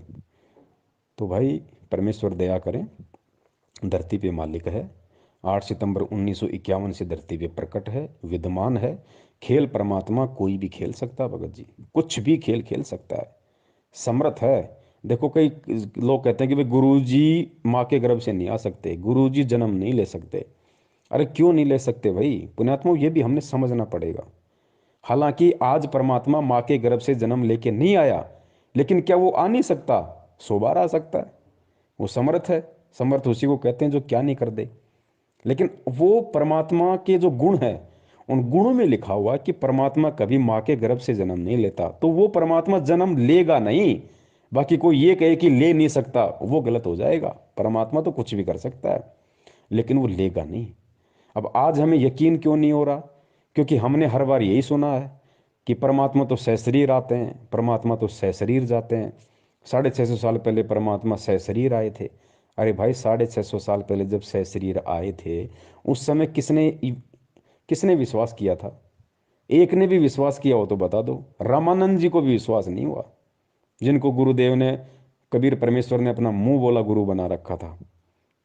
अगर उनको ये विश्वास हो जाता कि परमात्मा माँ के गर्भ से नहीं आया और परमात्मा प्रकट हुआ है पुण्यात्माओं, वो उसी समय पार हो जाता, आज तक धक्के नहीं खाता। लेकिन विश्वास नहीं हुआ, और 64 लाख में उसकी गिनती आती है, फेल हो गया। थोड़ा बहुत ज्ञान सर्वानंद ने स्वीकार किया था, वो भी गुरु जी कहते हैं फेल हो गया। अंत में वो भी ढीले और छोड़ गए परमात्मा को, वो भी फेल हो गए दोनों। अब उस समय परमात्मा सशरीर आए थे, तो भाई वो एक अलग मैटर था। क्या मैटर था? परमात्मा हर बार सशरीर नहीं आते। सशरीर कौन सा? जिस प्रकार काशी में आए थे एक शिशु रूप बना के। हर बार परमात्मा वो लीला नहीं करते। वो लीला केवल परमात्मा ने हर युग में एक बार करनी पड़ती है, केवल एक बार। उसके बाद परमात्मा सशरीर प्रकट होते हैं, लेकिन शिशु रूप में प्रकट नहीं होते, फिर वो संत रूप में प्रकट होते हैं फिर। और वो लीला परमात्मा ने चारों युगों में सशरीर कमल के फूल पे बच्चे के रूप में प्रकट होना पड़ता है, केवल एक मकसद से, और कोई मकसद नहीं है। नहीं तो परमात्मा को कोई जरूरत नहीं है शिशु रूप धारण करके प्रकट होने की, कोई जरूरत नहीं है। सीधा परमात्मा संत रूप में कहीं भी प्रकट हो जाएगा, अपना ज्ञान देगा। लेकिन वो क्यों प्रकट होते हैं शिशु रूप में? और क्यों फिर हम मंद बुद्धि यही मान लेते हैं कि परमात्मा तो वही है जो शिशु रूप में प्रकट हो? ये भ्रम निवारण करने के लिए मालिक ने अपने सत्संगों में बताया। क्या बताया गुरुदेव ने? कि चारों युगों में केवल एक एक बार परमात्मा को शिशु रूप में किसी भी तालाब में विकसित कमल के फूल पे प्रकट होने की लीला इसलिए करनी पड़ती है क्योंकि परमात्मा के इस प्रकार से प्रकट होने की रचना वेदों में लिखी हुई है कि परमात्मा कमल के फूल पे शिशु रूप में प्रकट होता है। अगर परमात्मा वेदों में लिखी गई उस बात अनुसार यदि एक युग में एक बार ऐसी प्रकट होने की लीला ना करे, तो खुद उस परमात्मा के वेद झूठे साबित हो जाते हैं। इसलिए अपने द्वारा वेदों में लिखी गई उन बातों को सत्य साबित करने के लिए परमात्मा ने शिशु रूप में प्रकट होना होता है, अन्यथा परमात्मा को कोई आवश्यकता नहीं बच्चे के रूप में कमल के फूल पे प्रकट होने की, कोई जरूरत नहीं उस परमात्मा को। तो पुण्यात्माओं, हमने हमारे मन में वहम को निकाल देना है कि असल में कबीर परमात्मा तो वही होता है जो शिशु रूप में प्रकट होता है, जो सशरीर ऊपर से आता हुआ किसी को दिखाई दे, वही भगवान होता, नहीं तो और भगवान हो ही नहीं सकता। तो इसका भ्रम निवारण गुरु जी ने इसलिए किया कि वो खाली वेदों में लिखी हुई इस बात को सत्य साबित करने के लिए परमात्मा ने ऐसा करना पड़ता है, और कोई रीजन नहीं है। बाकी तो परमात्मा जब चाहे जैसे चाहे कहीं भी प्रकट हो जाता है। जैसे 8 सितंबर 1951 को इस तरीके से आज प्रकट हुए, और ठीक इसी तरीके से आज से 250 350 साल पहले गरीबदास जी महाराज जी के रूप में प्रकट हुए। गरीबदास जी महाराज जी तो इसी तरीके से जाट जाट परिवार में आए थे। लोगों को तो ये लग रहा था ना कि रानी माँ के पेट से आए हैं, रानी माँ के पेट से आए हैं। बलराम जी उनके पिताजी हैं, गांव उनका छुडानी है। किसने भगवान माना, लेकिन कैसी कैसी लीलाएं की परमात्मा ने। और जब शरीर छोड़ा तो कैसे छोड़ा परमेश्वर ने, अस्थियां नहीं मिली उनकी। बाद में रोए गांव वाले परिवार वाले, ओ हो ये तो भगवान थे, इनका तो तेज पुंज का शरीर था, इनका तो शब्द स्वरूपी था। उनकी अस्थियां नहीं मिली, और परमेश्वर वहां से और फिर सहारनपुर में जाके प्रकट हो गए उसी रूप में जिस शरीर को लोगों ने 5 तत्वों का मान के उसको जला दिया था, अग्नि को सवा कर दिया था, जिसका नामो निशान मिटा दिया था। उसी शरीर में, उसी उम्र में, जिस उम्र में परमात्मा ने छुड़ाने में अपना शरीर छोड़ा था, उसी उम्र में उसी रूप में परमात्मा सहारनपुर में प्रकट हो गए। और 35 साल तक चिड़ी के बाप को हवा नहीं लगी कि गरीबदास जी महाराज जी वहां हैं। और जैसे 35 साल बाद उन्होंने सहारनपुर में वो शरीर छोड़ा, उसके बाद जब वो सहारनपुर वाले वहां गए कि भाई उनको बता तो दे महाराज जी ने शरीर छोड़ दिया, भाई अंतिम संस्कार यहाँ करें या वहां लाएं छुड़ानी में। तो गुरु जी बोले, वो जब वहां गए तो लोगों ने कहा भाई तुम क्या बात कर रहे हो, महाराज जी तो 35 साल पहले शरीर छोड़ गए, ये देखो इनका ये बना हुआ है, इनका ये स्थान बना हुआ। तब लोगों की आंखें खुली, भाई ये तो परमात्मा था, भाई ये तो कुछ भी लीला कर सकता है। तो पुण्यात्माओं, धोखा मत खाओ, वही कबीर परमात्मा या वही गरीबदास जी महाराज आज हमारी आंखों के सामने हमारा गुरु बन के बैठा हुआ है। क्या हम भी इनको उसी समय परमात्मा मानेंगे जब इनकी अस्थियां नहीं मिलेंगी, या ये कहीं और जगह हो जाएंगे प्रकट, या वैसी कोई खेल करेंगे शरीर छोड़ने के बाद, क्या तब ही हम इनको परमात्मा मानेंगे? लेकिन उस समय मांगने का फायदा क्या? अरे उस समय भगवान मानने का फायदा क्या फिर, जब हमारे हाथ से ही डोर निकल जाएगी। आज उनका छुड़ाने में मंदिर बना हुआ है, आज लोग उनको परमात्मा मान के पूज रहे हैं, लेकिन फायदा क्या? परमात्मा मान के अगर उस समय पूछते, जिस समय गरीबदास जी महाराज जी ज्ञान सुनाया करते थे, जो भी मंत्र दिया करते थे, उस समय यदि उनकी सेवा करते, उनकी चरण सेवा करते, उस समय यदि उनके ज्ञान को सुनते, आधार बनाते, जीवन में उतारते, तो कुछ काम आता। आज उनको परमात्मा परमात्मा कह रहे हो, लेकिन फायदा क्या? आज तो उनके नाम से केवल धर्म को लोगों ने धंधा बना दिया। तो पुण्यात्माओं, जो गलतियां आज से पहले हमने कर दी, पुण्यात्माओं वो गलतियां अब हमने नहीं करनी। कोई बात नहीं, आप सभी सत्सयोग भाई बिल्कुल भी चिंतित ना हुआ करो। सबसे पहले तो आप ये खुशी मनाओ कि 20 लाख की संगत में से परमेश्वर ने केवल आप पुण्यात्माओं पे अपनी विशेष मेहर बख्श रखी है, जो आप सत्सेवक भाई बहनों के नाम से जाने जाते हो। विशेष दया दृष्टि परमेश्वर की, जो आप लोगों को परमेश्वर ने ज्ञान योग खोला। वरना इस दास को, ये दास जो बातें बोलता है गुरु जी के ज्ञान आधार से, वो भी आपके समझ में नहीं आनी थी। जिस प्रकार मैनेजमेंट के पीछे लगे हुए लोगों के समझ में नहीं आ रही, आपके भी नहीं समझ में आनी थी। लेकिन परमेश्वर ने दास के साथ साथ आपके अंदर भी वो सॉफ्टवेयर डाल दिया, जिस कारण से मैं बोल पा रहा हूं और आप सुन पा रहे हो और उन बातों को स्वीकार कर पा रहे हो कि वास्तव में हमारा भगत भाई जो बातें बोलता है हमारे गुरु जी के ज्ञान के अनुसार है। हमारे गुरु जी के ज्ञान से बाहर एक भी बात नहीं है। अरे मैनेजमेंट वाले भी तो हमारे गुरु भाई हैं, उनके पीछे लगे हुए लोग भी तो हमारे गुरु भाई हैं, गुरु जी का परिवार भी तो हमारा गुरु भाई है। फिर वो इन बातों को क्यों नहीं स्वीकार कर रहे? उनके अंदर ये बातें क्यों नहीं समा रही? क्योंकि उन पे परमात्मा की विशेष रजा नहीं है। और विशेष रजा परमात्मा जब करते हैं जब जीव के भक्ति संस्कार मजबूत होते हैं। तो सबसे पहले तो ये शुक्र मनाओ कि परमेश्वर का आप और हम सभी सत्सेवक भाई बहनों पे विशेष दया है, और हमने कोई भी त्रुटि करने से बचना है। हमने परमेश्वर के ये प्रेम और एकता का जो मार्ग है, इसमें प्रेम और एकता बनाए रखनी है। चाहे हमें कोई पवन ठग कहे, चाहे हमें कोई पवन गुरुद्रोही कहे, हमें कुछ भी कहे, कोई कुछ भी कहे, हमने यही सोचना है कि जो भूमिका हमारे परमात्मा ने एक भगत के रूप में करके दिखाई है। हमारे गुरुदेव संत रामपाल जी महाराज जी को लोगों ने ठग कहा, पाखंड कहा। गांव गांव में सत्संग करने जाते थे, लोग उनको गालियां निकालते थे, पत्थरों से मारते थे। पता नहीं परमात्मा ने 2-2 बार जेल गए, आज भी जेल में है। रोहतक जेल में परमात्मा ने पूरी जेल में स्टाफ उनसे झाड़ू निकलवाया करता था।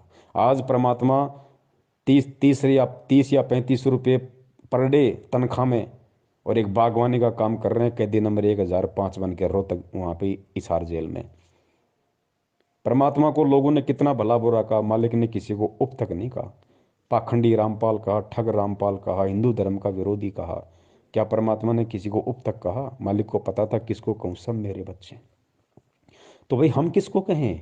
सब हमारे भाई बहन है, सब हमारे गुरु भाई बहन है। अगर ये गुरु भाई बहन अगर हमें अज्ञानता में ठग कह रहा है, अगर हमें गुरुद्रोही कह रहा है, तो क्या दिक्कत है? उस भाई या बहन के कहने से हम गुरुद्रोही या ठग थोड़ी हो जाएंगे। ठग हम उस दिन होंगे जिस दिन हम ठगी करेंगे, उससे पहले हम ठग नहीं होंगे। कल को अगर आपको या मुझे कोई कह दे कि पवन मुख्यमंत्री, पवन मुख्यमंत्री, बताओ, हमें बताओ, 20 लाख की BMW में बैठा के विधानसभा में कौन ले जाएगा? कोई नहीं बैठाएगा हमें। तो जब उनके मुख्यमंत्री कहने से हमारे को कोई मुख्यमंत्री नहीं मान लेगा, तो उनके ठग और गुरुद्रोही कहने से बताओ हम ठग और गुरुद्रोही कैसे हो जाएंगे? तो पुण्यात्माओं, हर हाल में हमने, क्योंकि गुरुदेव ने खुद एक भगत की भूमिका की है, और भगत की भूमिका गुरुदेव इसीलिए करके दिखाते हैं ताकि परमेश्वर के बच्चे उनसे सीख ले सकें, उनसे शिक्षाएं ले सकें कि भाई मेरे गुरुदेव ने इस तरीके से किया है, जब तक मैं ऐसा नहीं करूंगा मेरी भक्ति मार्ग में, तब तक मैं सफल नहीं हो सकता। आज लोग छोटी छोटी बातों को लेकर गुरुदेव से दूर हो जाते हैं। छोटे छोटे कोई दुख, कोई कष्ट, कोई परेशानी आ जाती, हम गुरुदेव से दूर हो जाते हैं, मन में दोष पाल लेते हैं। अरे गुरुदेव ने देखो क्या किया, गुरुदेव का संघर्ष देखो, पूरा जीवन देखो परमात्मा का। 1994 से परिवार उनको त्यागना पड़ा, लोगों का गालियां उनको खानी पड़ी, मार उनको खानी पड़ी पुलिस वालों की, जेल उनको जाना पड़ा, घर उनका उजड़ गया। संत का घर उसका आश्रम होता है, संत का पूरा परिवार उजड़ गया। संत के बच्चे जो होते हैं, संगत जो होती है, वो उनका असली परिवार होता है। तो घर उस परमात्मा का उजड़ गया, बच्चे उस परमात्मा के उजड़ गए। ऊपर से हरियाणा सरकार ने 28 करोड़ रुपए का जुर्माना उनके ऊपर लगा रखा, और 6 साल से परमात्मा जेल में बैठे हुए हैं। जेल में क्या सुख सुविधा मिलती है, कैसा खाना मिलता है, कैसे लोग आपस में बर्ताव करते हैं। गुरु जी को कोई भगवान थोड़ी मानता है जेल में। गुरु जी को पुलिस वाले तो केवल एक मुजरिम मानते हैं, और आपस में जो कैदी हैं वो भी अपने जैसा एक आम व्यक्ति और कैदी मानते हैं। तो सोचो परमात्मा किन लोगों के बीच में, किन किन लोगों के मध्य परमात्मा बैठे हुए हैं, कैसी कैसी उनकी उनकी गंदी और घटिया बातें सुनते हैं। वो कैदियों में कितना दिमाग होता है, वो आपस में कैसे माँ बहन की गालियां दे के बात करते होंगे, कैसे एक दूसरे के प्रति ऊंच नीच की बात करते होंगे। परमात्मा सबकी सुन रहा है ना, सबकी परमात्मा देख रहा है ना।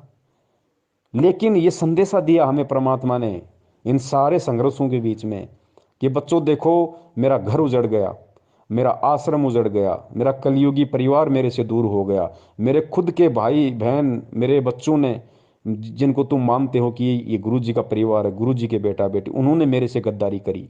आज मेरा परिवार मेरे आदेश की आड़ में मेरे असली बच्चों को लूट रहा है, संगत को लूट रहा है, दान के नाम पे लूट रहा। 2-2 बार मैं जेल गया, मेरा आश्रम उजड़ गया, 30-30 बार मेरा रिमांड हुआ।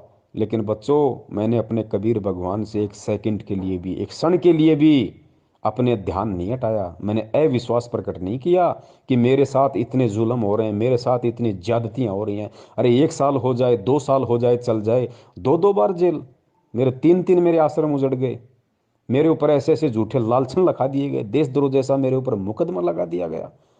लोग मुझे भड़वा कहते हैं, मुझे पाखंडी कहते हैं, मुझे ठग कहते हैं। कहाँ है भगवान? मैं इतना समर्पित हूं, मैं कबीर भगवान के प्रति मैंने मेरा सब कुछ दांव पे लगा दिया। आज वो कबीर भगवान कहाँ गया? आज क्यों नहीं आ रहा? पुण्यात्माओं, एक सेकंड के लिए भी गुरुदेव के मन में ये बात नहीं आई, और यही आज सबसे बड़ा उदाहरण परमात्मा पेश कर रहे हैं कि बच्चों, जिस प्रकार इतना सब कुछ होने के बाद भी जो तुम सहन भी नहीं कर सकते, जो मैं कर चुका हूं, और जो मैं आज सहन कर रहा हूं, वो तुम कभी जिंदगी में सहन भी नहीं कर सकते।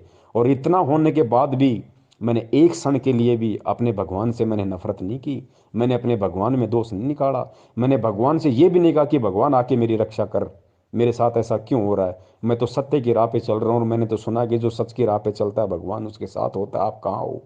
एक सेकंड के लिए परमात्मा के मन में ये नहीं आया। तो पुण्यात्माओं, जब भगत की भूमिका में परमात्मा हमें इतना सब कुछ करके दिखा रहे हैं तो हमने भी उसी स्थिति में आज रहना पड़ेगा। आज चाहे हमारा हाथ कट जाए, चाहे हमारे दोनों पैर कट जाए, चाहे हमारी जुबान कट जाए, चाहे हम बिल्कुल निर्धन हो जाएं, हम दरिद्र हो जाएं, आंखों के सामने बेटा मर जाए, बेटी मर जाए, माँ मर जाए, बाप मर जाए, परिवार उजड़ जाए, कैसे भी हमारे को चाहे हाथ में कटोरा लेकर रोड पे भीख मांगनी पड़ जाए, अंतिम समय तक चाहे हमारे को ये क्रिया करनी पड़ जाए, 2 साल नहीं, 10 साल नहीं, अगर 50 साल का जीवन है और कल हमारी मौत होनी है, और कल की मौत के 1 सेकंड तक यदि हमारे हाथ में कटोरा है और वो दुर्दशा है, और यदि हमें गुरुजी का नाम मिला हुआ है, तो ये गुरुजी उदाहरण पेश कर रहे हैं कि बच्चों, उस समय तक भी तुम्हारे अंदर मेरे प्रति, अपने गुरु के प्रति जरा सा भी विक्षेप नहीं आना चाहिए कि गुरुजी कहाँ है, भक्ति कहाँ है। मैं गुरुजी के लिए इतना सब कुछ मैंने कर दिया, इतना सब कुछ मैंने त्याग दिया, हर चीज़ मेरी बर्बाद हो गई, मैं रोड पे हूँ इतने वर्षों से, टाइम पे खाना नहीं मिल रहा, आज गुरुजी कहाँ गए? फिर कहाँ है भगवान? कहीं ऐसा तो नहीं कि मैंने मेरा जीवन बर्बाद कर दिया हो इनके पीछे लग के। पुण्यात्माओं, अंतिम समय भी यदि हमारे इतना सा भी विक्षेप, यदि ऐसी परिस्थितियों में भी यदि आ गया, तो उसी क्षण हम फेल हो जाएंगे। ठीक है, जो संघर्ष हमने किया, जो यात्राएं हमने सहन की इस भक्ति मार्ग में, वो परमात्मा पता नहीं हमारे को ब्रह्मा विष्णु महेश बना देगा, सारा दे देगा, सब कुछ दे देगा, अनंत युगों तक ऊपर राजा बना देगा, देवता बना देगा, महादेव बना देगा, लेकिन मोक्ष तो नहीं मिला जिसके लिए हम यहाँ पे भटक रहे हैं। तो पुण्यात्मा, इतना विश्वास हमने गुरुदेव पे रखना करे। खुद मालिक की वाणी है कि नाम सहित बेवतन भला, जो दर दर मांगे भीखा, और क्या हुआ छत्र की छाया चालाई, और राजपाट दिल्ली का। पुण्यात्माओं, गुरुदेव ने यहाँ तक कह दिया कि बेटा, अगर तेरे पास मेरा नाम है, तू यदि मेरे शरण में है, और यदि इस नाम लेने के बाद भी अगर ऐसी कोई नौबत आ गई कि नाम सहित बेवतन भला, अगर तेरे को देश निकाला दे दिया, तेरे ऊपर देशद्रोह का मुकदमा भी लगा दिया, नाम सहित बेवतन भला, जो दर दर मांगे भीखा, अगर तेरे को हाथ में कटोरा लेके दर दर भीख मांगने की भी तेरे को नौबत आ गई, तो कहते हैं यो राजपाट, क्या हुआ छत्र की छाया चाला, यो राजपाट दिल्ली का।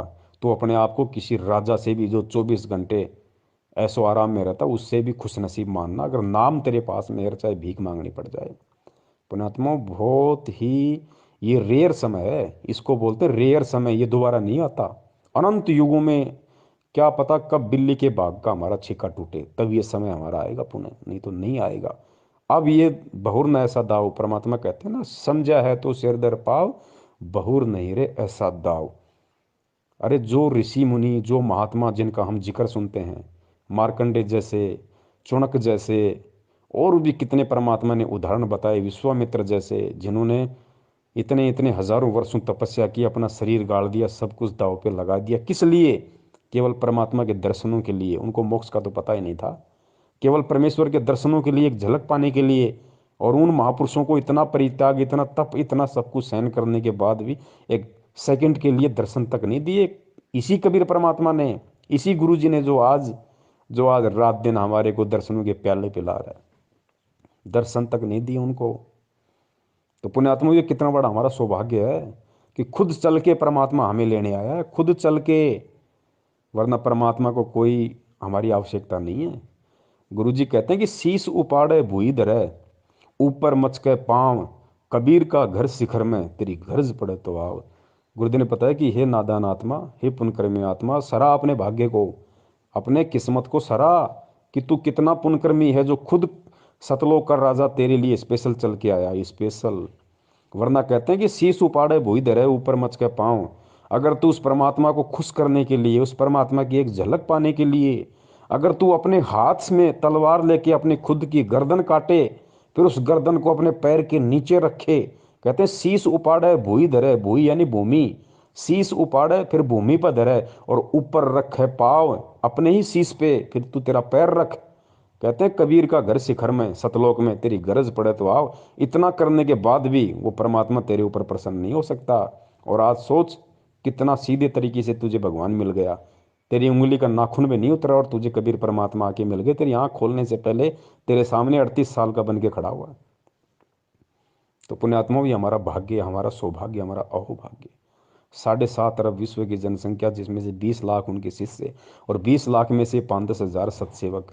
पुण्यात्मा सौभाग्य, और 5-10 हज़ार में से आज लोग जानते कितने को हैं? 200, 250, 400 को। ये परम सौभाग्य हमारा, ये मौका है पुण्यात्मा, इसको गंवाना नहीं है।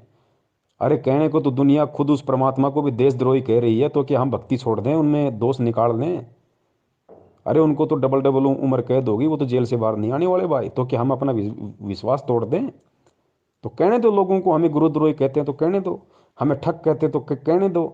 एक दिन खुद उनकी जुबान सूख जाएगी, खुद चुपचाप हो जाएंगे। ये विधान है परमात्मा का। लेकिन पुण्यात्माओं, अडिग अटल, गुरुदेव कहते हैं कि संत, सिंह और सूरमा ये सदा आगे को बढ़ते हैं, पीछे मुड़ के नहीं देखते ये। तो पुण्यात्माओं, हम संत भी हैं और हम संत के बच्चे भी हैं, हम सिंह भी हैं और हम सिंह के बच्चे भी हैं, हम सूरमा भी हैं और हम सूरमा के बच्चे भी हैं। ये डबल डबल रोल परमात्मा ने ऐसे दया कर रखी है आप और हमारे ऊपर। मालिक की खुद की वाणी है कि लख भर सूरा जूझ ही, लख भर सावंत दे, और लख भर यति जहान में, तब सतगुरु शरणा ले। आप और हम कौन सी आत्माएं हैं? गुरु जी कहते हैं याद कर लिया करो कभी, अगर ज़्यादा दबाव डाल दे और अगर कभी मन में ऐसा कोई दोष उत्पन्न हो जाए ना, तो इन वाणियों को याद कर लिया करो कि मैं कौन हूँ। हनुमान जी जैसे, गोरखनाथ जी जैसे तो हमारे पैर के नाखून के बराबर नहीं है, जिनके लोग घर में मूर्तियाँ बना के पूज रहे हैं। जब हम तत्व ज्ञान की गहराई में जाएंगे, परमात्मा कहते हैं लख भर सूरा जूझ ही, लख भर सावंत दे। लख भर सूरा, सूरा यानी सूरवीर। गुरुजी ने बताया कि लाखों जन्म तुमने सूरवीर के प्राप्त किए, लाखों जन्म सूरवीर के प्राप्त किए तुमने। और लख भर सूरा जूझ ही, लख भर सावंत दे। सूरवीर से भी ज्यादा पुण्यकर्मी होता है सावंत दे वाला व्यक्ति, जिसके हाथ घुटनों से नीचे तक जाते हैं, एक या दोनों, उसको सावंत दे व्यक्ति कहा जाता है। तो कहते हैं लख भर सूरा जूझ ही, लख भर सावंत दे। हम जितने भी बड़े बड़े जो सूरवीर हैं, भीम जैसे और जितने बड़े बड़े योद्धा सूरवीर हुए हैं, जिनको हम जिक्र करते हैं, जो इतिहास में नाम लिखे होते हैं, कहते हैं बेटा तूने ऐसे ऐसे तो लाखों जन्म सूरवीर के प्राप्त कर लिए पहले, और लाखों जन्म तूने सावंत दे। आज तो कोई है नहीं पूरे विश्व में सावंत दे वाला, ऐसा पुण्यकर्मी आज विश्व में कोई है ही नहीं मानव शरीर में। क्योंकि गुरु जी हैं तो गुरु जी तो परमात्मा है, वो मानव की कैटेगरी में नहीं आते। उनके अलावा कोई सावंत दे व्यक्ति आज पूरी यहाँ पे पृथ्वी पे नहीं है। तो सोचो हमने ऐसे लाखों जन्म प्राप्त कर लिए। तो लख भर सूरा जूझ ही, लख भर सावंत दे, और लख भर यति जहान में। यति, हनुमान जी यति थे, उन्होंने शादी नहीं की, कभी स्त्री भोग नहीं किया, उनको कहते हैं यति। एक होता है जति, जति वो होता है जो अपनी औरत के अलावा किसी की तरफ कुदृष्टि डालता भी नहीं है, वो होता है जति। जैसे लक्ष्मण जी थे, वो जति थे। और एक होता है यति, यति मानी जिसने कभी शादी नहीं की, पूरा ब्रह्मचार्य का जीवन जिया, मानसिक रूप से भी कभी अपने मन में दोष पैदा नहीं किया, उसको कहते हैं यति। तो जति से बड़ा होता है यति।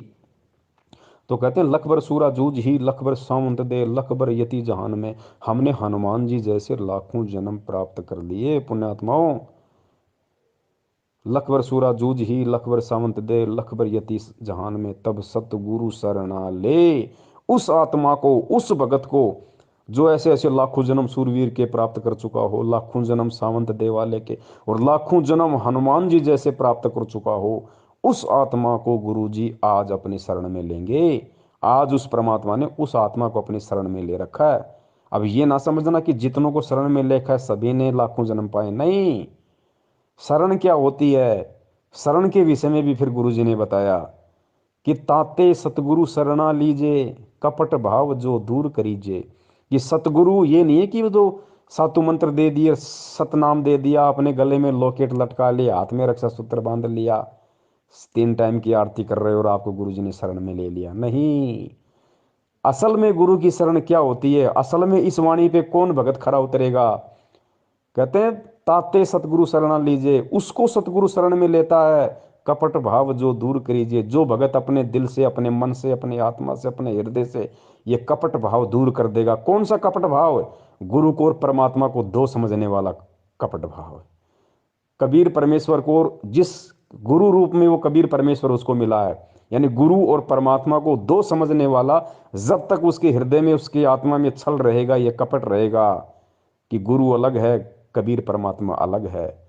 गुरु तो कबीर जी का प्रतिनिधि है, उनका भेजा हुआ संत है, मेरे जैसा इंसान है, माँ के जन्म से माँ के पेट से जन्म लेके आया, बाद में कबीर परमात्मा मिल गए, ज्ञान दे दिया, गुरु बना दिया, नाम देने का आदेश दे दिया। कहते हैं जब तक ये कपट तेरे अंदर से नहीं निकलेगा, जब तक तू उस कबीर को और गुरु को एक नहीं मानेगा कि कबीर के भक्ति मार्ग में कबीर के अलावा कोई दूसरा गुरु होता ही नहीं, हो ही नहीं सकता। कहते हैं जब तक ये छल कपट तेरे अंदर से नहीं निकलेगा तब तक तू सतगुरु की शरण में नहीं गिना जाएगा। और जिस दिन जिस आत्मा के अंदर से ये कपट भाव छल निकल जाएगा, जो बिल्कुल परमात्मा और सतगुरु में कति एक समानता, गुरु जी कहते हैं ना, गुरु गोविंद दो नहीं भाई, और दो समझे वो दो जग जाई, वो नरक में जाता है। नाम लेने के बाद भी ये वाणी है ना, जो भगत बन जाता है जो इस कबीर मार्ग में सच्चे सतगुरु का, और उसके बाद भी यदि वो गुरु को और परमात्मा को दो मान के चलता है कि गुरु गोविंद दो नहीं भाई, और जो दो समझे, समझेगा कौन, जो गुरु बनाएगा नहीं, उसको पता ही नहीं है क्या सिस्टम। तो गुरु की शरण में आने के बाद भी जब तक इंसान गुरु को और भगवान को दो मान के चलेगा कि गुरु गोविंद दो नहीं भाई, और जो दो समझेगा वो दो जग यानी नरक में जाए, ये परमात्मा की वाणी है। तो कहते हैं ताते सतगुरु शरणा लीजिए, कपट भाव जिन दूर करीजिए, उसको गुरु जी अपनी शरण में लेगा असल में, जो गुरु और परमात्मा के भेद को, इस बीच की खाई को बिल्कुल काट देगा, समाप्त कर देगा, उसको दो दिखाई नहीं देगा, उसको अपने गुरु जी के अलावा कोई कोई कोई कबीर परमात्मा दिखाई ही नहीं देगा। फिर उस आत्मा का परमात्मा ज्ञान योग खोलते हैं, फिर उसके साथ 24 घंटे रहते हैं, कोई बाढ़ बाका नहीं कर सकता फिर उस आत्मा का। फिर उसके मोक्ष में कोई संशय नहीं है पुण्यात्माओं। ये है राज इस भक्ति का, ये है पुण्यात्माओं असली वो तत्व ज्ञान, जिसके विषय में गुरु जी कहते हैं कि इसका तुम्हें सार निकालना पड़ेगा, तुम्हें इसका निष्कर्ष निकालना पड़ेगा बच्चों, तुम्हें खुद निकालना पड़ेगा। चाहे इस जन्म में मेहनत करके निकाल लो, चाहे इस जन्म में सच्ची साध संगति करके निकाल लो, चाहे इस जन्म में इस ज्ञान को आधार बना के गुरु जी के सत्संगों का निष्कर्ष निकाल लो, या चाहे अगले किसी जन्म में निकाल लेना, तरीका यही है। और कोई तरीका इस भक्ति और भगवान को समझने का, सतलोक को जाने का दूसरा कोई रास्ता यहाँ पे नहीं है। तो पुण्यात्मा इसलिए दास निवेदन करता है, इसलिए दास बार बार लाइव संघ का समाधान में कहता है कि गुरु जी के हिसार जेल से बाहर आने तक यदि किसी को इस भक्ति मार्ग पे जीवित रहना है तो उनको वर्तमान में सतगुरुदेव जी ने जिन जिन आत्माओं को साध संगति के लिए निमित्त बनाया है, जिन जिन आत्माओं को वास्तव में सत्सेवक बनाया, आपने उनकी संगति करनी पड़ेगी। ये हम कोई अपनी तरफ से नहीं कह रहे, ये परमात्मा के विधान से। और ये 1 घंटे से ऊपर की ऑडियो जो पता नहीं परमात्मा ने क्या प्रेरणा करके, एक भाई ने व्हाट्सएप पे कमेंट्स किया था, मनोज बिष्ट जी हैं परमेश्वर की आत्मा, उन्होंने ये सवाल पूछा था, दास ने देख लिया तो परमात्मा ने प्रेरणा की, दास ने ऑडियो बनाना शुरू किया। मालिक आगे से आगे शब्द देते गए, प्रेरणा करते गए, दास बोलता गया। क्योंकि पुण्यात्माओं मुझे अच्छी तरीके से पता है कि मेरा नाम पवन दास है और मेरी औकात 2 कौड़ी की भी नहीं है। परमात्मा कहते हैं अल्लाह मेहरबान तो गधा पहलवान। ये पवन दास नाम का गधा तब तक पहलवान है भक्ति मार्ग में जब तक मेरा अल्लाह मेरा गुरु मेहरबान है, कुछ नहीं है इसके अलावा। इस दास को तो थोड़ा 200-400 मीटर पैदल चल लेता है तो मेरे तो सांसें उफरने लग जाती हैं। पुण्यात्मा मेरी क्या औकात है, क्या औकात जीव की हो सकती है, चाहे कोई कितना बड़ा कोई महाबली क्यों ना हो यहाँ पे। आप और हम तो हैं ही क्या उनके आगे। इसलिए पुण्यात्माओं साध संगति से जुड़े रहो, परमेश्वर के ज्ञान को आधार बना के चलते रहो। इस भक्ति मार्ग में गुरु जी के परिवार का, गुरु जी के रिश्तेदारों का, यानी जो वंशवाद है, जो परिवारवाद है, उसका जड़ से समाप्ति होनी है। ये सबसे बड़े दुश्मन होते हैं परमात्मा के, सबसे बड़े दुश्मन। ये ज़्यादातर संगत को लेके डूबते हैं। परमात्मा ने इनका सत्यानाश करना, ज्ञान आधार से, मारना नहीं है परमात्मा ने। मरेंगे तो अपने कर्मों से मरेंगे, क्योंकि खुद परमेश्वर की वाणी है कि राम किसी को मारे नहीं, मारे तो हत्यारा राम। अरे अपने आप ही मर जाएंगे कर कर खोटे काम। तो ये जो खोटे काम ये खुद कर रहे हैं, जो संगत से करवा रहे हैं ना, इनके कर्म इनको ले डूबेंगे। तो हमने केवल परमेश्वर को अजन्मा स्वयंभू सतगुरु, अब देखो हम गुरु जी को सतगुरु सतगुरु कहते हैं, बंदी छोड़ सतगुरु रामपाल जी महाराज जी की जय। लेकिन ये कभी विचार नहीं किया कि बंदी छोड़ शब्द केवल बंदी छोड़ के लगता है, या तो कबीर परमेश्वर के बंदी छोड़ लगाया, या लोगों ने गरीबदास जी के बंदी छोड़ लगाया, या फिर आज संत रामपाल जी महाराज जी के बंदी छोड़ लग रहा है। तीसरे किसी महापुरुष के आज तक बंदी छोड़ शब्द नहीं लगा। हम भक्ति बोध से आरती करते हैं, 3 समय की छोटी पुस्तक में देख लेना, हमारी 11-12 गुरु प्रणाली है। उन 11-12 गुरुओं में केवल 3 के आगे बंदी छोड़ नाम दिखाई देगा आपको। एक तो खुद कबीर साहिब जी के, एक गरीबदास जी के, और तीसरा आज और हम बोलते हैं बंदी छोड़ सतगुरु रामपाल जी महाराज। तो बंदी छोड़ तो भाई परमात्मा की लगता है। पुण्यात्मा बहुत सारी बातें हैं, बहुत सारी ऐसे पॉइंट हैं, लेकिन अब समय बहुत हो गया। परमेश्वर दया करे, हम लाइव संगति के माध्यम से या वैसे भी परमेश्वर जब जब दया करते रहेंगे, आपस में हम साथ संगति करते रहेंगे। और बस भक्ति का आधार विश्वास है और कुछ नहीं पुण्यात्माओं, सिर्फ भक्ति का आधार विश्वास। मैं तो यहाँ तक कहता हूँ, अगर कभी कोई ऐसी नौबत आ जाए, क्योंकि देखो परीक्षा लेगा परमात्मा। सेऊ सम्मन के भाग्य में वो संस्कार नहीं था कि सेऊ की सम्मन अपने बेटे की तलवार से गर्दन काटे, नहीं, उसके भाग्य में लिखा ही नहीं था, ऐसा होना ही नहीं था। परमात्मा ने जानबूझ के परिस्थितियां पैदा की। सम्मन और सेऊ के घर पर जब भगवान गए, ऐसी परिस्थिति बना दी परमात्मा ने, परमात्मा की इज्जत के लिए कि गुरु जी की इज्जत पाँच नहीं आ जाए, अपने लड़के को काटना पड़ गया। और फिर समर्थ शीश लेता है या शीश दिया करता है, एक्सटेंड करता है, तो सम्मन के पुत्र सेऊ को भी जीवित कर दिया और उनको मोक्ष दिया।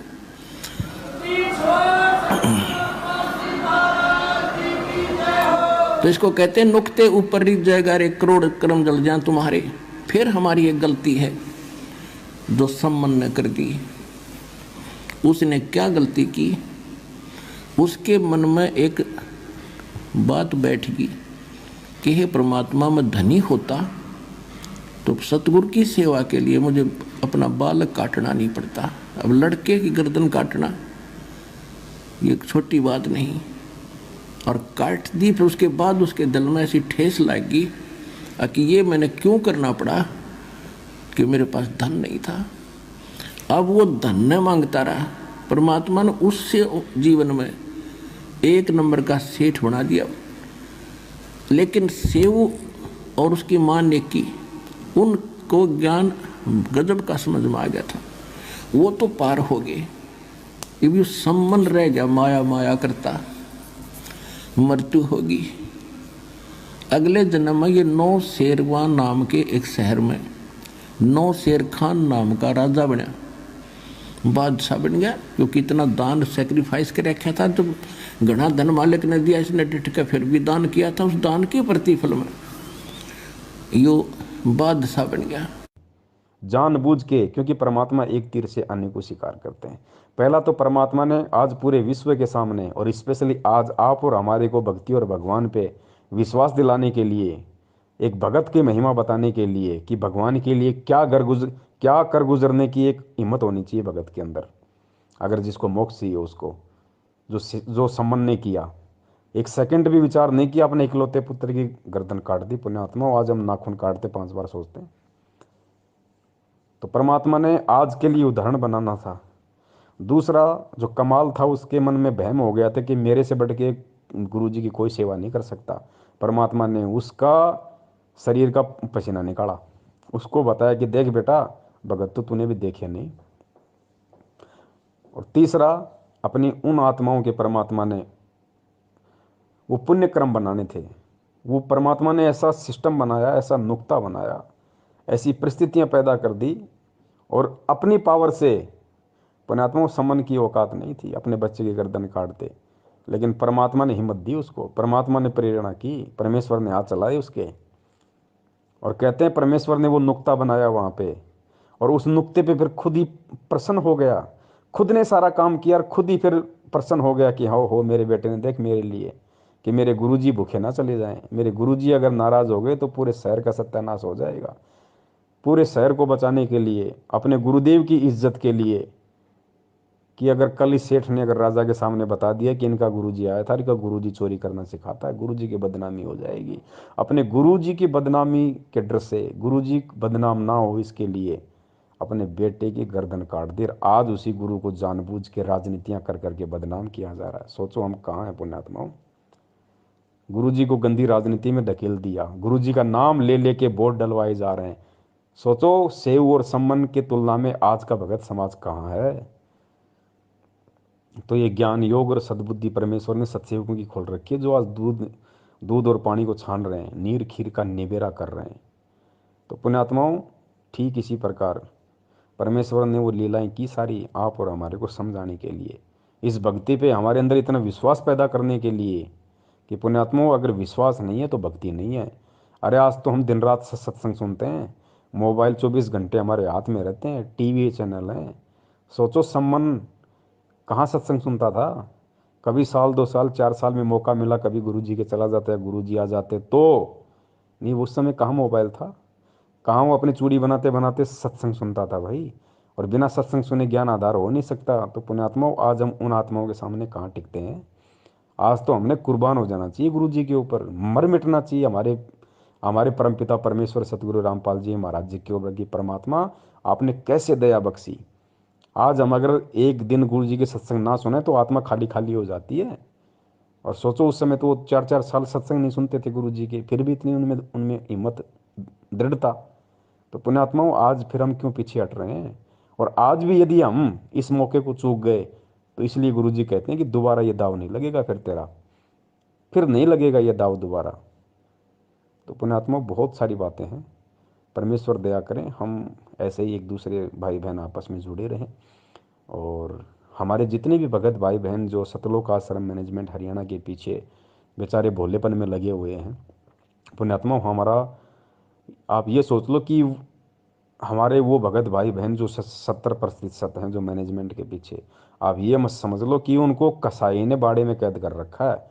ये सतलोक आश्रम मैनेजमेंट हरियाणा काल रूपी कसाई है साक्षात। और इसने उन भक्तों को बाड़े में कैद रखा है। अब हमारी जिम्मेदारी क्या है। अब हमने उन भक्तों को वहाँ से मुक्त करवाना है गुरु जी के आशीर्वाद से। और मुक्ति का साधन एक ही है उनका कि हम उन तक ये संदेश पहुँचाते रहें। ये ऑडियो वीडियो मैसेज लाइव के वीडियो हम उनको ना चाहते हुए भी शेयर करते रहें। चाहे वो हमें गालियाँ दें, चाहे हमें डराएं, चाहे धमकाएं।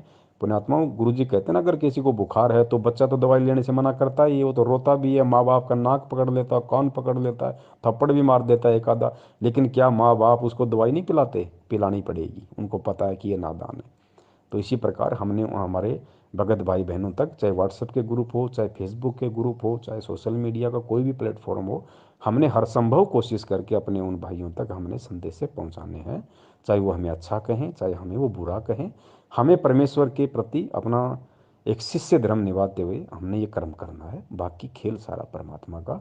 तो सत्साई पुण्यात्माओं, बंदी छोड़ सतगुरु रामपाल जी महाराज की जय। तो यहाँ महाराज गरीबदास जी कहते हैं कि भाई इतनी बात समझ के भी जय तेरा पल्ला नहीं पड़ती, फिर तो भाई तेरी मर्जी। गरीब सतगुर मिले तो क्या करे, अंदर बाद विवादे, सिर जम डंडा खात हैं, चाहे करोड़ मिलो भावे साध। के सतगुरु गुरु मिल भी जावे और या बात फिर भी पल्ले नहीं पड़े तो के करे बेचारा। गुरु वो कह सका है भाई, रो सका है, बता सका आपको, बाकी इस पर अमल करना तो आपके भाग की बात सर। तन मन शीस ईस अपने पे, तन मन शीस ईस अपने पे, पहले में चोट चढ़ावे जब कोई राम भक्त गत पावे हो जी। जब कोई राम भक्त गत पावे हो जी। तन मन शीस ईस अपने पे, तन मन शीस ईस अपने पे, पहलम चोट चढ़ावे जब कोई राम भक्त गत पावे हो जी। जब कोई राम भगत गत पावे हो जी। भाई सतगुरु तिलक अजप्पा माला, युक्त जटा रखवावे। सतगुरु तिलक अजप्पा माला, युक्त जटा रखवावे। जत को पीन सत का चोला, भीतर बेख बनावे जब कोई राम भगत गत पावे हो जी। जब कोई राम भगत गत पावे हो जी। भाई लोक लाज मर्याद जगत की, तरण ज्यों तोड़े बगावे। लोक लाज